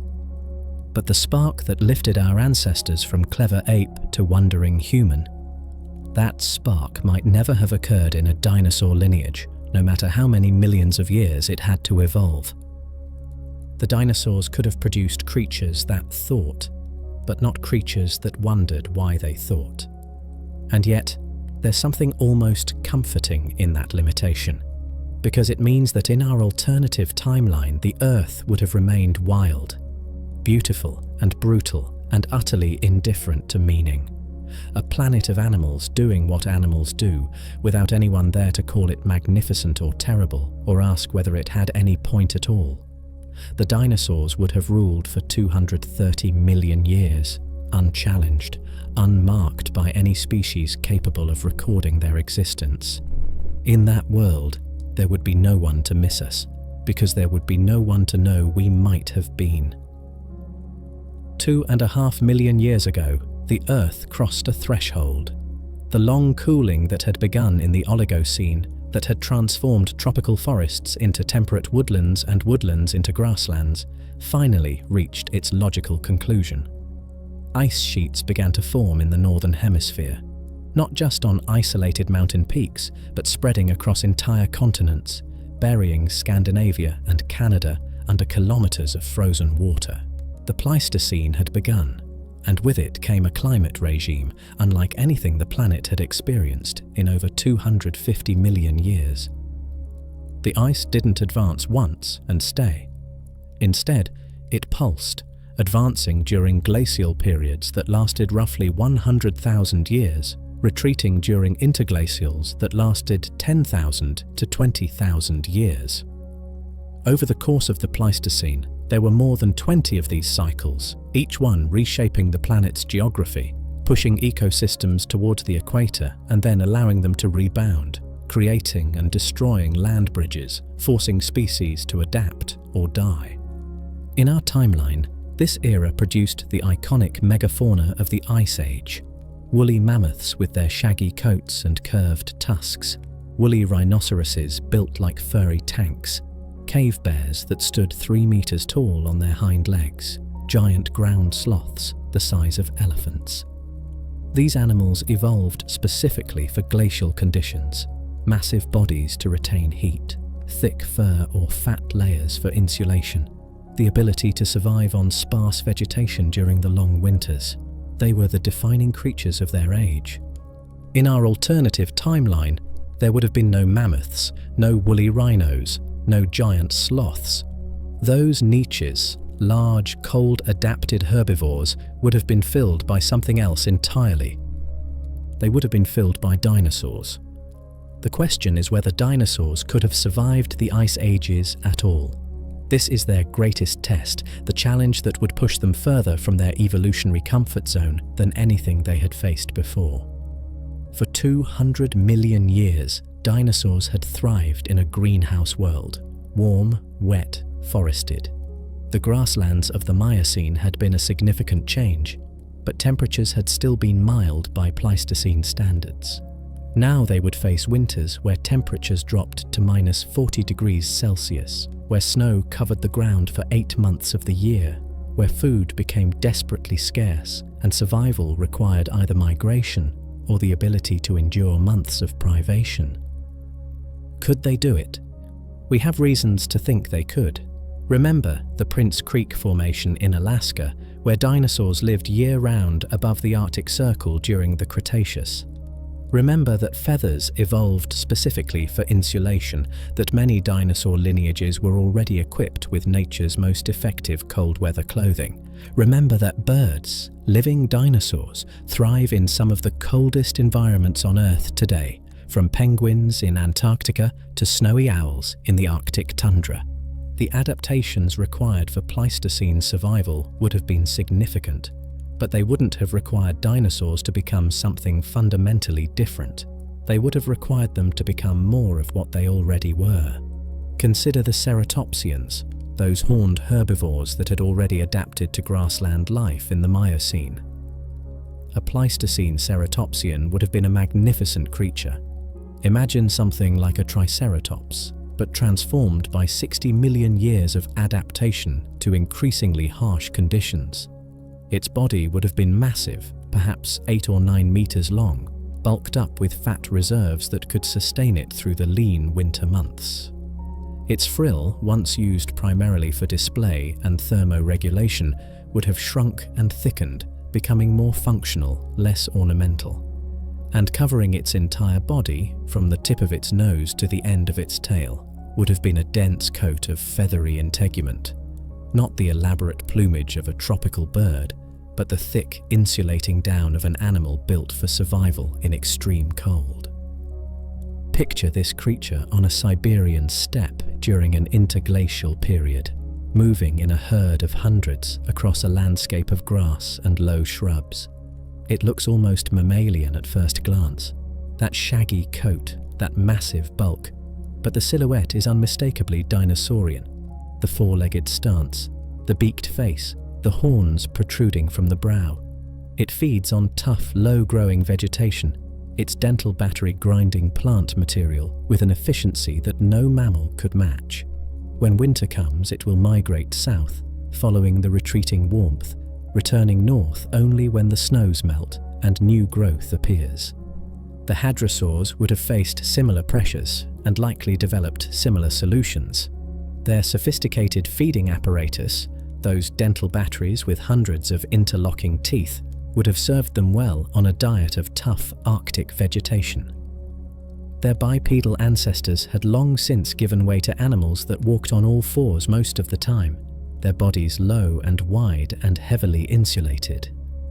In the winter months, they would have congregated in valleys that offered some protection from the wind, huddling together for warmth the way musk oxen do today. The predators would have adapted too. A Pleistocene tyrannosaur, descended from the pack-hunting lineages of the Miocene, would have been a creature of nightmares, smaller than its Cretaceous ancestors, perhaps only 5 meters long, but covered in a thick coat of white and grey feathers that rendered it nearly invisible against a snowy backdrop.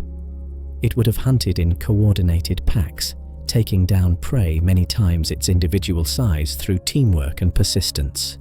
In the depths of winter, when prey was scarce, it might have been able to slow its metabolism and enter a torpor-like state, surviving on stored fat until spring brought new opportunities.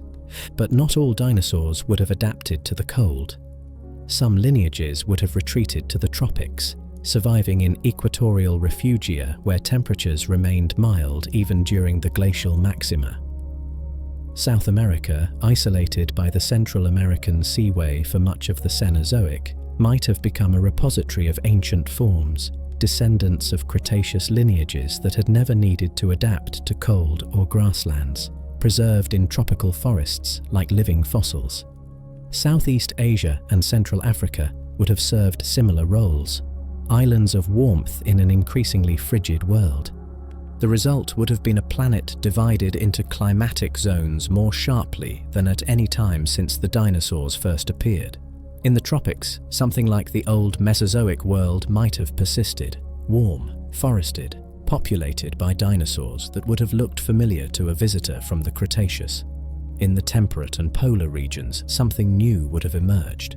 Dinosaurs transformed by 60 million years of adaptation to conditions their ancestors never imagined, as different from Tyrannosaurus and Triceratops as mammoths were from their tropical elephant ancestors. The Ice Ages would have been a crucible, testing the dinosaurs more severely than anything in their previous 200 million year history. Some lineages would have failed the test, going extinct as the climate pushed them beyond their limits. Others would have passed it, emerging from the glacial cycles hardened and adapted, ready for whatever came next. And what came next, in our timeline, was us. A species of clever ape that walked out of Africa and spread across the globe, hunting megafauna to extinction, reshaping ecosystems, eventually building civilizations that could ponder the deep history of their planet. In our alternative timeline, that species would never have existed. The conditions that produced human intelligence, the specific sequence of events in African primate evolution, would have played out differently, or not at all. The Pleistocene would have ended without anyone there to name it. But the glacial cycles themselves would have continued, advancing and retreating on their 100,000-year rhythm. And with each cycle, the dinosaurs of the frozen world would have migrated and adapted and survived, as they had survived everything else the planet had thrown at them.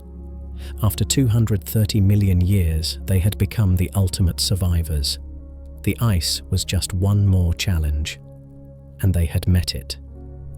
There's a rule in biology called Bergmann's rule, and it's remarkably simple. Within a species or lineage, individuals tend to be larger in colder climates. The reason is thermodynamics. A larger body has a smaller surface area to volume ratio, which means it loses heat more slowly. In a cold environment, being big is an advantage.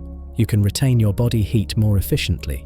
You can store more fat to survive lean times. You can simply endure conditions that would kill a smaller animal. Bergmann's rule shaped the megafauna of our Pleistocene. Woolly mammoths were larger than their tropical elephant relatives.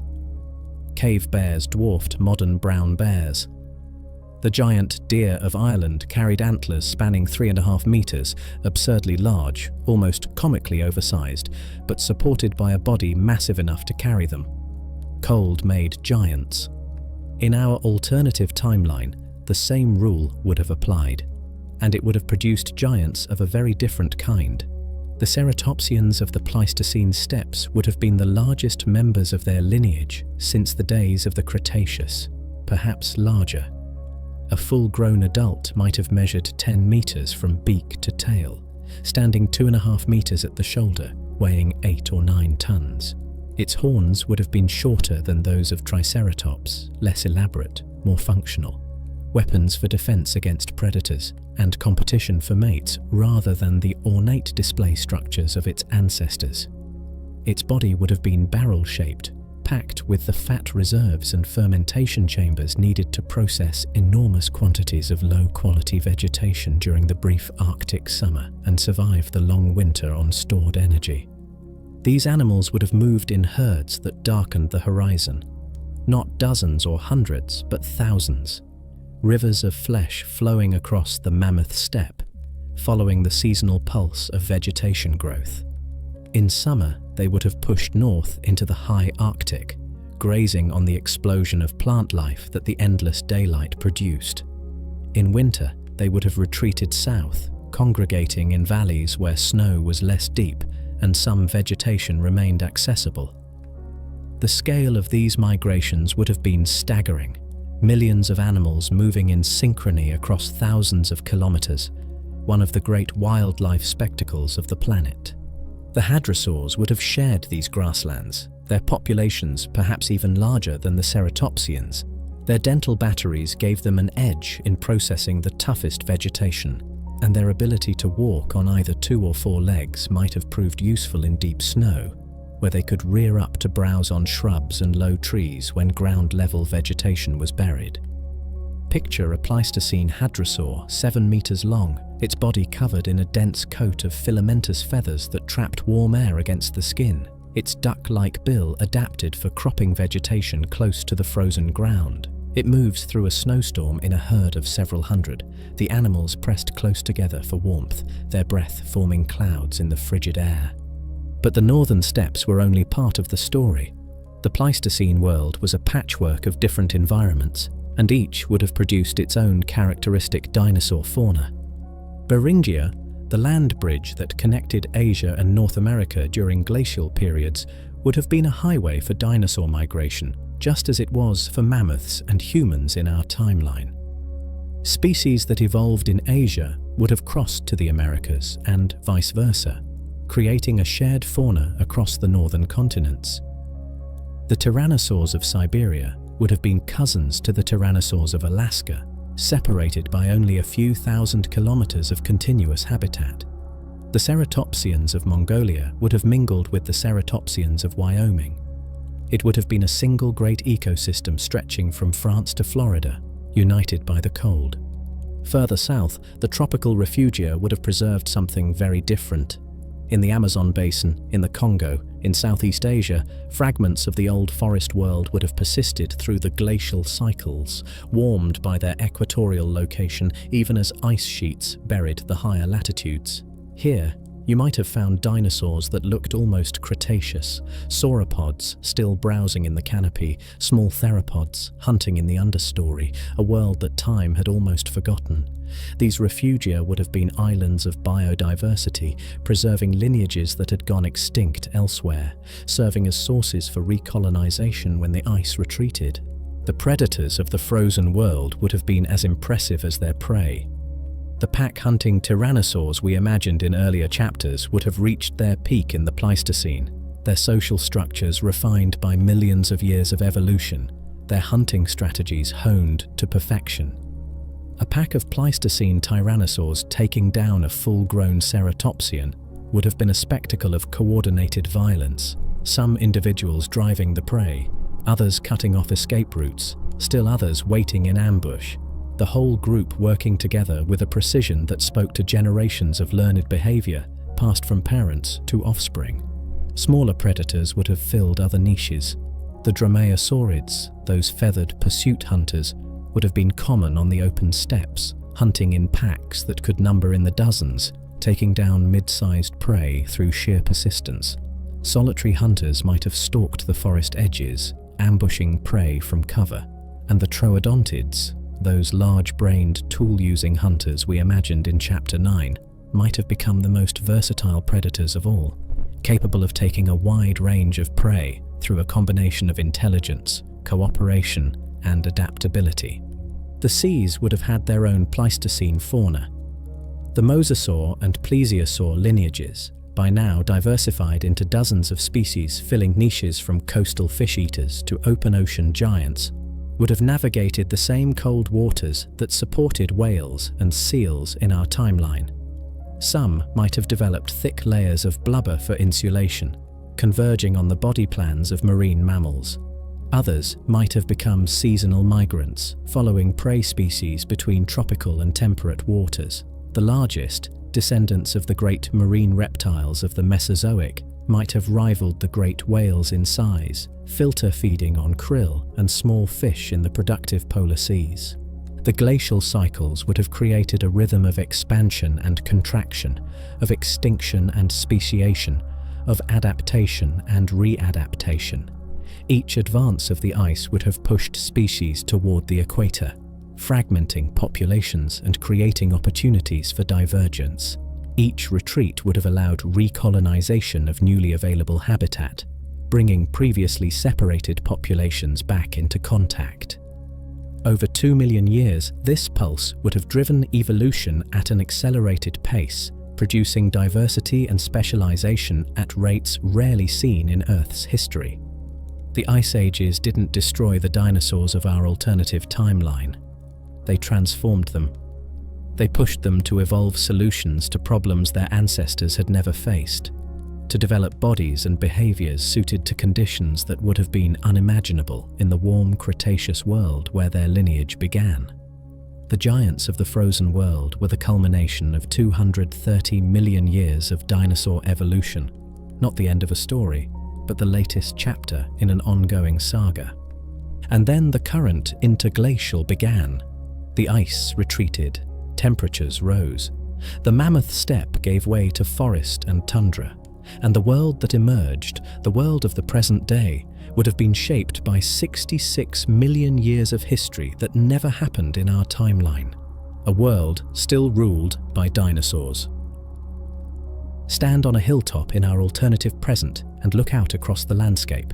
The geography is familiar, the same mountains, the same rivers, the same coastlines that you would recognize from our world. Continental drift operates on timescales of millions of years, and 66 million years isn't enough to rearrange the continents significantly. Africa still presses against Europe, creating the Mediterranean. India has long since collided with Asia, raising the Himalayas. The Americas stretch from pole to pole, connected by the narrow isthmus of Central America. The map is the same map you learned in school, but the animals on that map are completely different. Let's take a tour of this alternative Earth, continent by continent, ecosystem by ecosystem. Let's see what 230 million years of uninterrupted dinosaur evolution has produced. Start in Africa, on the savannas of East Africa, where, in our timeline, you would find the greatest concentration of large mammals on Earth. The geography that created the Serengeti exists in our alternative timeline too. The same volcanic soils, the same seasonal rainfall patterns, the same endless grasslands stretching to the horizon. But instead of wildebeest and zebra, you would see herds of ceratopsians, their horned heads bobbing as they graze, their bodies covered in sparse feathery integument adapted to the tropical heat. Some species would be massive, the size of elephants, filling the megaherbivore niche. Others would be smaller, faster, living in larger herds that rely on vigilance and numbers for protection.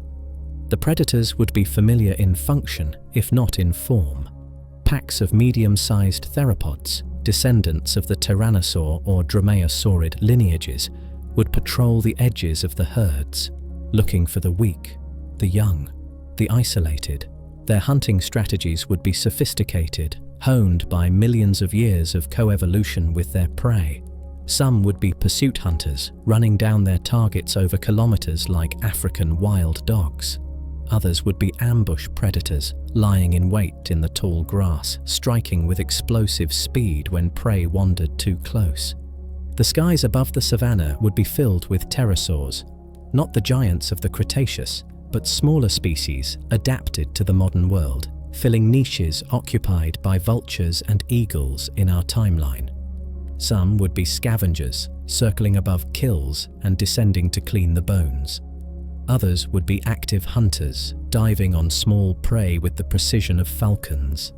And birds would be there too, of course, the one dinosaur lineage that survived the real extinction, now sharing the sky with their pterosaur cousins in a world where both groups had the chance to diversify. Cross the Atlantic to South America, and you would find something different. South America spent much of the Cenozoic isolated from other continents, and in our timeline, that isolation produced unique fauna, giant ground sloths, terror birds, strange hoofed mammals found nowhere else. In our alternative timeline, the isolation would have produced unique dinosaurs instead. Perhaps sauropods would have persisted here, their long-necked forms still browsing in the forests of the Amazon basin, an ancient body plan preserved in a continental refugium. Perhaps entirely new dinosaur lineages would have evolved, forms unlike anything seen on other continents, the product of tens of millions of years of independent evolution. Australia would be stranger still. In our timeline, Australia's isolation produced marsupials and monotremes, mammals that evolved independently of their placental relatives on other continents. In our alternative timeline, Australia would have been isolated with whatever dinosaur fauna happened to be present when it separated from Antarctica, roughly 45 million years ago. Those dinosaurs would have evolved in complete isolation ever since, producing forms as unique and unexpected as the platypus and kangaroo are to us. Without knowing exactly what dinosaurs were present at the moment of separation, we can't say what Australian dinosaurs would look like, only that they would be different from dinosaurs anywhere else on Earth. The northern continents, Eurasia and North America, would be dominated by the grassland fauna we've been tracing throughout this documentary. Ceratopsians and hadrosaurs grazing in vast herds, tyrannosaurs and dromaeosaurids hunting in coordinated packs, troodontids using tools and living in complex social groups.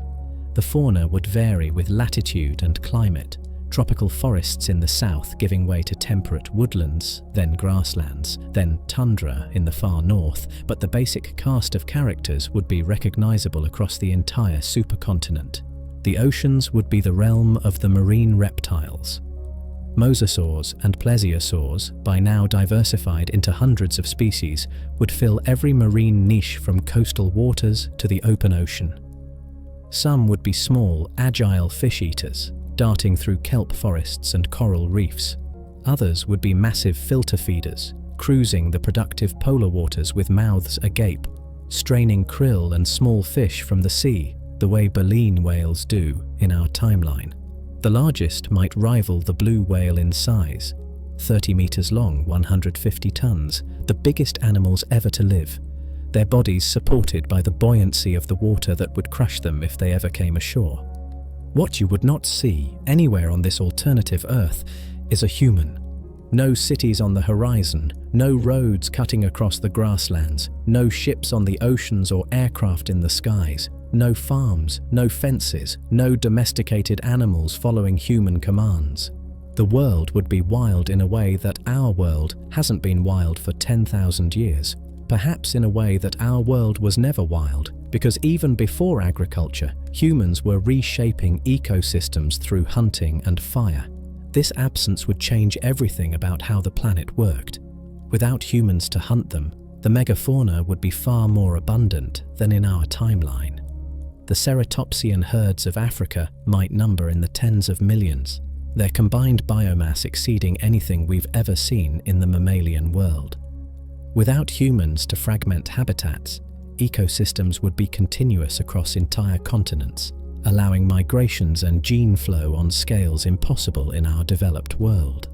Without humans to drive species extinct, the biodiversity of the planet would be higher, not just because the dinosaurs would be there, but because all the cascading extinctions that humans caused in our timeline would never have happened.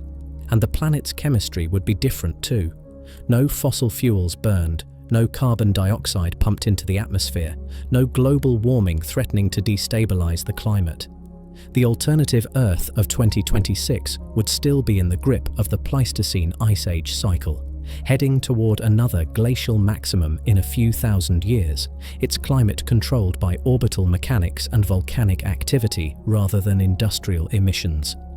The dinosaurs would face that coming ice age the way they faced every previous one, through migration, adaptation, and the slow grind of natural selection. Looking at this world, you might ask, is it better than ours? Is a world ruled by dinosaurs somehow superior to a world ruled by humans? The question doesn't really have an answer. Better for whom? The dinosaurs would presumably prefer their world, if they were capable of preference. The mammals that never got their chance to dominate might disagree. The planet itself doesn't care. It's just a ball of rock and water and air, indifferent to what kinds of organisms happen to be crawling across its surface. But there's something to be said for a world that has been stable for 230 million years. A world where no single species has reshaped the entire biosphere to suit its needs. A world where evolution proceeds at its natural pace, driven by climate and competition and chance, rather than the deliberate choices of a technological civilization. There's a kind of purity to such a world, even if there's no one there to appreciate it. The dinosaurs didn't choose to rule the Earth. They simply evolved to fit the conditions they found, and then they kept evolving as those conditions changed. They survived asteroid impacts and volcanic eruptions, ice ages and greenhouse spikes, the rise of flowering plants and the spread of grasslands. They were the ultimate generalists, the great survivors, the lineage that found a way to persist through everything the planet threw at them. In our timeline, a rock from space ended their reign. In our alternative timeline, nothing ever did. The world today belongs to them, as it has for 230 million years, and there's no one to say otherwise. We've spent this entire documentary talking about dinosaurs, what they would have become, how they would have adapted, what forms they would have evolved to fill the niches of the modern world. But there's a question we haven't addressed directly, a question that might have been nagging at you since the beginning. What happened to the mammals? In our timeline, the extinction of the dinosaurs was the mammals' great opportunity. For 150 million years, they had lived in the shadows, small, mostly nocturnal, relegated to ecological niches that the dinosaurs didn't want or couldn't fill. Then the asteroid hit, the dinosaurs died, and suddenly the world was empty. The mammals exploded into that emptiness, diversifying into every available niche, evolving into forms that ranged from tiny shrews to giant whales, from burrowing moles to soaring bats. Within 10 million years of the extinction, they had conquered the planet. In our alternative timeline, that opportunity never came. The dinosaurs survived, and the mammals remained in the shadows. But shadows aren't nothing. The mammals wouldn't have gone extinct, they would simply have remained what they had been for the previous 150 million years. Small, secretive, successful in their own limited way. And over 66 million years of continued evolution, they would have diversified within those constraints, filling every niche that the dinosaurs couldn't reach. The night would have belonged to them. Dinosaurs, for all their diversity, were almost certainly diurnal, active during the day, sleeping at night. The evidence suggests that early mammals evolved their warm-blooded metabolism and enhanced senses specifically to exploit the nocturnal niche, hunting insects and avoiding dinosaur predators in the darkness. In our alternative timeline, that niche would have remained theirs. The forests of the modern world would come alive after sunset with small, furry creatures hunting and foraging and living their entire lives in the hours between dusk and dawn. The underground would have belonged to them too. Burrowing is a strategy that favors small bodies. The energy required to dig increases rapidly with size, and mammals had been burrowing since the Mesozoic. In our alternative timeline, an entire ecosystem might exist beneath the feet of the dinosaurs, networks of tunnels and chambers occupied by mammal species that rarely or never venture to the surface. These subterranean mammals might have evolved remarkable adaptations: enhanced hearing to navigate in darkness, sensitive whiskers to feel their way through tunnels, reduced eyes, or even complete blindness. They would be invisible to the dinosaurs walking above them, a hidden world that the rulers of the surface would never even know existed. The treetops would have offered another refuge. Small mammals can climb where large dinosaurs cannot, and the high canopy of a tropical forest might have been essentially dinosaur-free, a world of branches and leaves accessible only to creatures light enough to walk on thin limbs. Here, in our alternative timeline, primate-like mammals might have evolved, grasping hands and forward-facing eyes, adapted for life in the three-dimensional maze of the canopy. They wouldn't be primates in the technical sense. That lineage might have evolved very differently, but they would fill similar niches, perhaps developing similar adaptations through convergent evolution. Could intelligence have evolved among these shadowy mammals? It's possible, though perhaps unlikely. The pressures that drove the evolution of human intelligence were specific. Life on the African savanna, the need to find food across large territories, the advantages of cooperation and tool use. None of those pressures would have applied to small nocturnal mammals hiding from dinosaurs. They might have evolved intelligence comparable to modern raccoons or rats, clever, adaptable, capable of solving problems. But the spark that created human-level consciousness might never have been struck. But here's an interesting twist. The mammals might have found success in a realm that the dinosaurs never fully conquered: the open ocean. In our timeline, whales and dolphins evolved from land-dwelling mammals that returned to the sea roughly 50 million years ago. They became the dominant large predators and filter feeders of the modern ocean, filling niches that had been empty since the extinction of the marine reptiles. In our alternative timeline, those niches would have been occupied by mosasaurs and plesiosaurs, but perhaps not all of them. The mosasaurs and plesiosaurs were air breathers, tied to the surface, limited in how deep they could dive and how long they could stay submerged. A mammal lineage that evolved for deep diving, developing the extreme breath-holding capacity and pressure tolerance that modern whales possess, might have been able to exploit resources that the marine reptiles couldn't reach. The deep sea, that vast realm of darkness below the sunlit surface, might have become a mammalian domain. Picture a creature in the dark waters of the alternative present, a mammal, warm-blooded, descended from some small ancestor that took to the sea while the dinosaurs still ruled the land. It's the size of a dolphin, perhaps, streamlined for swimming, its limbs transformed into flippers, its body insulated by a thick layer of blubber. It hunts in the deep scattering layer, That zone of concentrated life hundreds of meters below the surface, diving for 30 minutes or more on a single breath, using echolocation to find prey in the absolute darkness. Above it, mosasaurs patrol the sunlit waters. But down here, in the cold and the dark, the mammal is alone, master of a realm that the reptiles never learned to exploit. This is speculation, of course. We can't know what mammals would have evolved in a world where dinosaurs survived, but the point is that they would have evolved something. Life finds a way, as the saying goes, not through some mystical force, but through the simple mathematics of variation and selection. Any niche that exists will eventually be filled by something. The mammals would have found niches that the dinosaurs couldn't fill, and they would have diversified to exploit them. They wouldn't have inherited the Earth. That prize would have remained with the dinosaurs as it had for 230 million years. But they would have persisted, adapted, survived. They would have become masters of the margins, lords of the shadows, a parallel dynasty thriving in all the spaces that the reptilian rulers overlooked. The mammals never went extinct in our alternative timeline. They just never got their chance to shine. And perhaps in the dark forests and deep oceans of that alternative Earth, they're still waiting. Here's a strange thought to sit with. If you're listening to this, if you're hearing these words and understanding them, then the asteroid hit. That's the paradox at the heart of this entire thought experiment. The very act of imagining a world where dinosaurs survived requires a mind capable of imagination. And that mind, your mind, exists only because the dinosaurs died.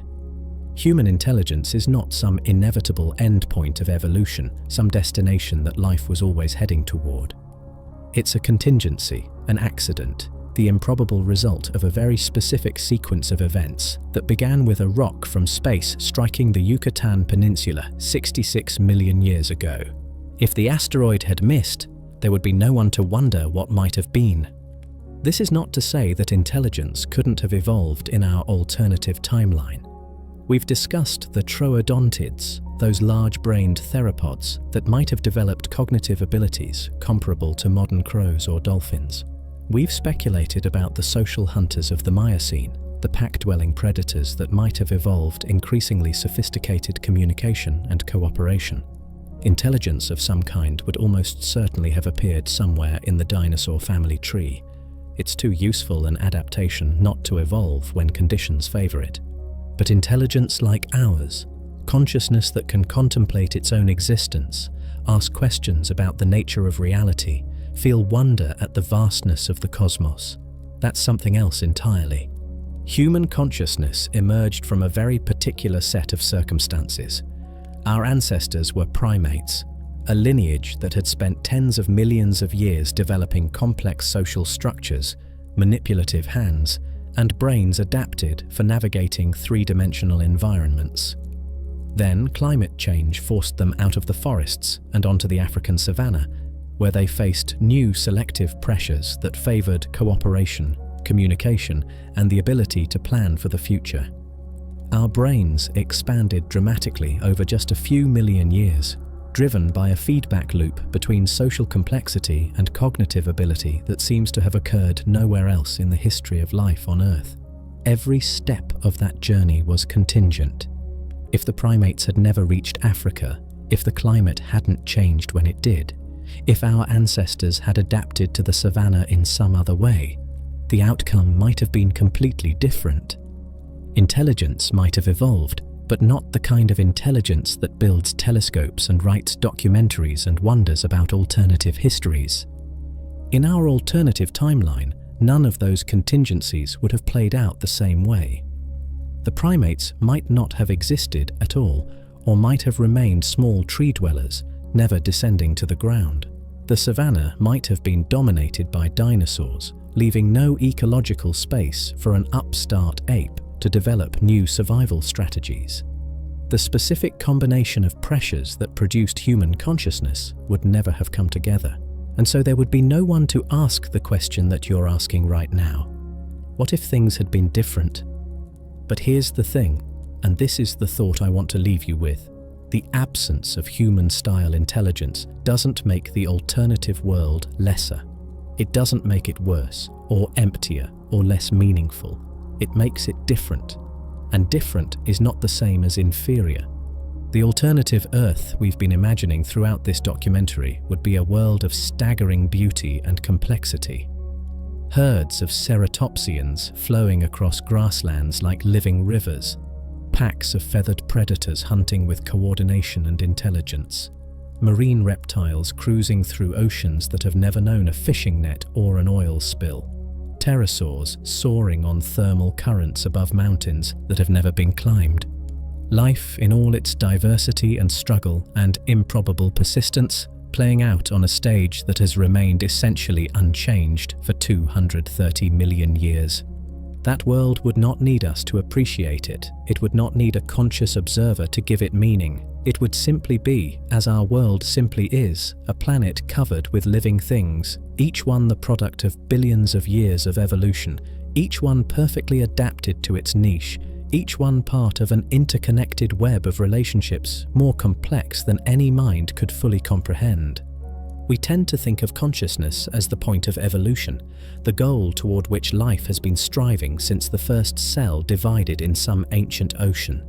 But that's our bias talking, the natural tendency of any thinking being to assume that thinking is what matters most. Evolution doesn't have a point, it doesn't have a goal, it's simply a process, variation, selection, inheritance, playing out over deep time, producing whatever forms happen to survive and reproduce in whatever conditions happen to exist. Dinosaurs weren't failures because they didn't evolve human-level intelligence. They were successes, spectacular, unprecedented successes, because they dominated the planet for 165 million years and left descendants that still fill the skies today. If they had survived the asteroid, they would have continued to be successes, adapting to whatever challenges the planet threw at them, diversifying into whatever niches became available, living and dying and evolving without ever once wondering why. And maybe there's something to be said for that. For a world that simply exists without the burden of consciousness, without the weight of meaning, without the endless human need to understand and explain and justify. A world where life just lives without asking what it's all for. The asteroid hit, the dinosaurs died, and here you are, 66 million years later, listening to a story about a world that never was. But as you drift towards sleep, maybe you can imagine it. The warm darkness of a Mesozoic night, the sounds of creatures moving through the forest, the stars wheeling overhead, the same stars that shine in our sky, the same moon, the same slow dance of the cosmos that doesn't care what walks below it. In that world, something is sleeping too. Some descendant of the dinosaurs, curled in its nest, or standing watch over its herd, or floating in the dark waters of the deep ocean, its eyes closed, its breath slowing, its mind, whatever kind of mind it has, dimming toward rest. Two worlds, two timelines. The same night falling over both of them. The dinosaurs never asked why they existed. They never wondered about the asteroid that might have ended them or the alternative histories that might have unfolded. They lived.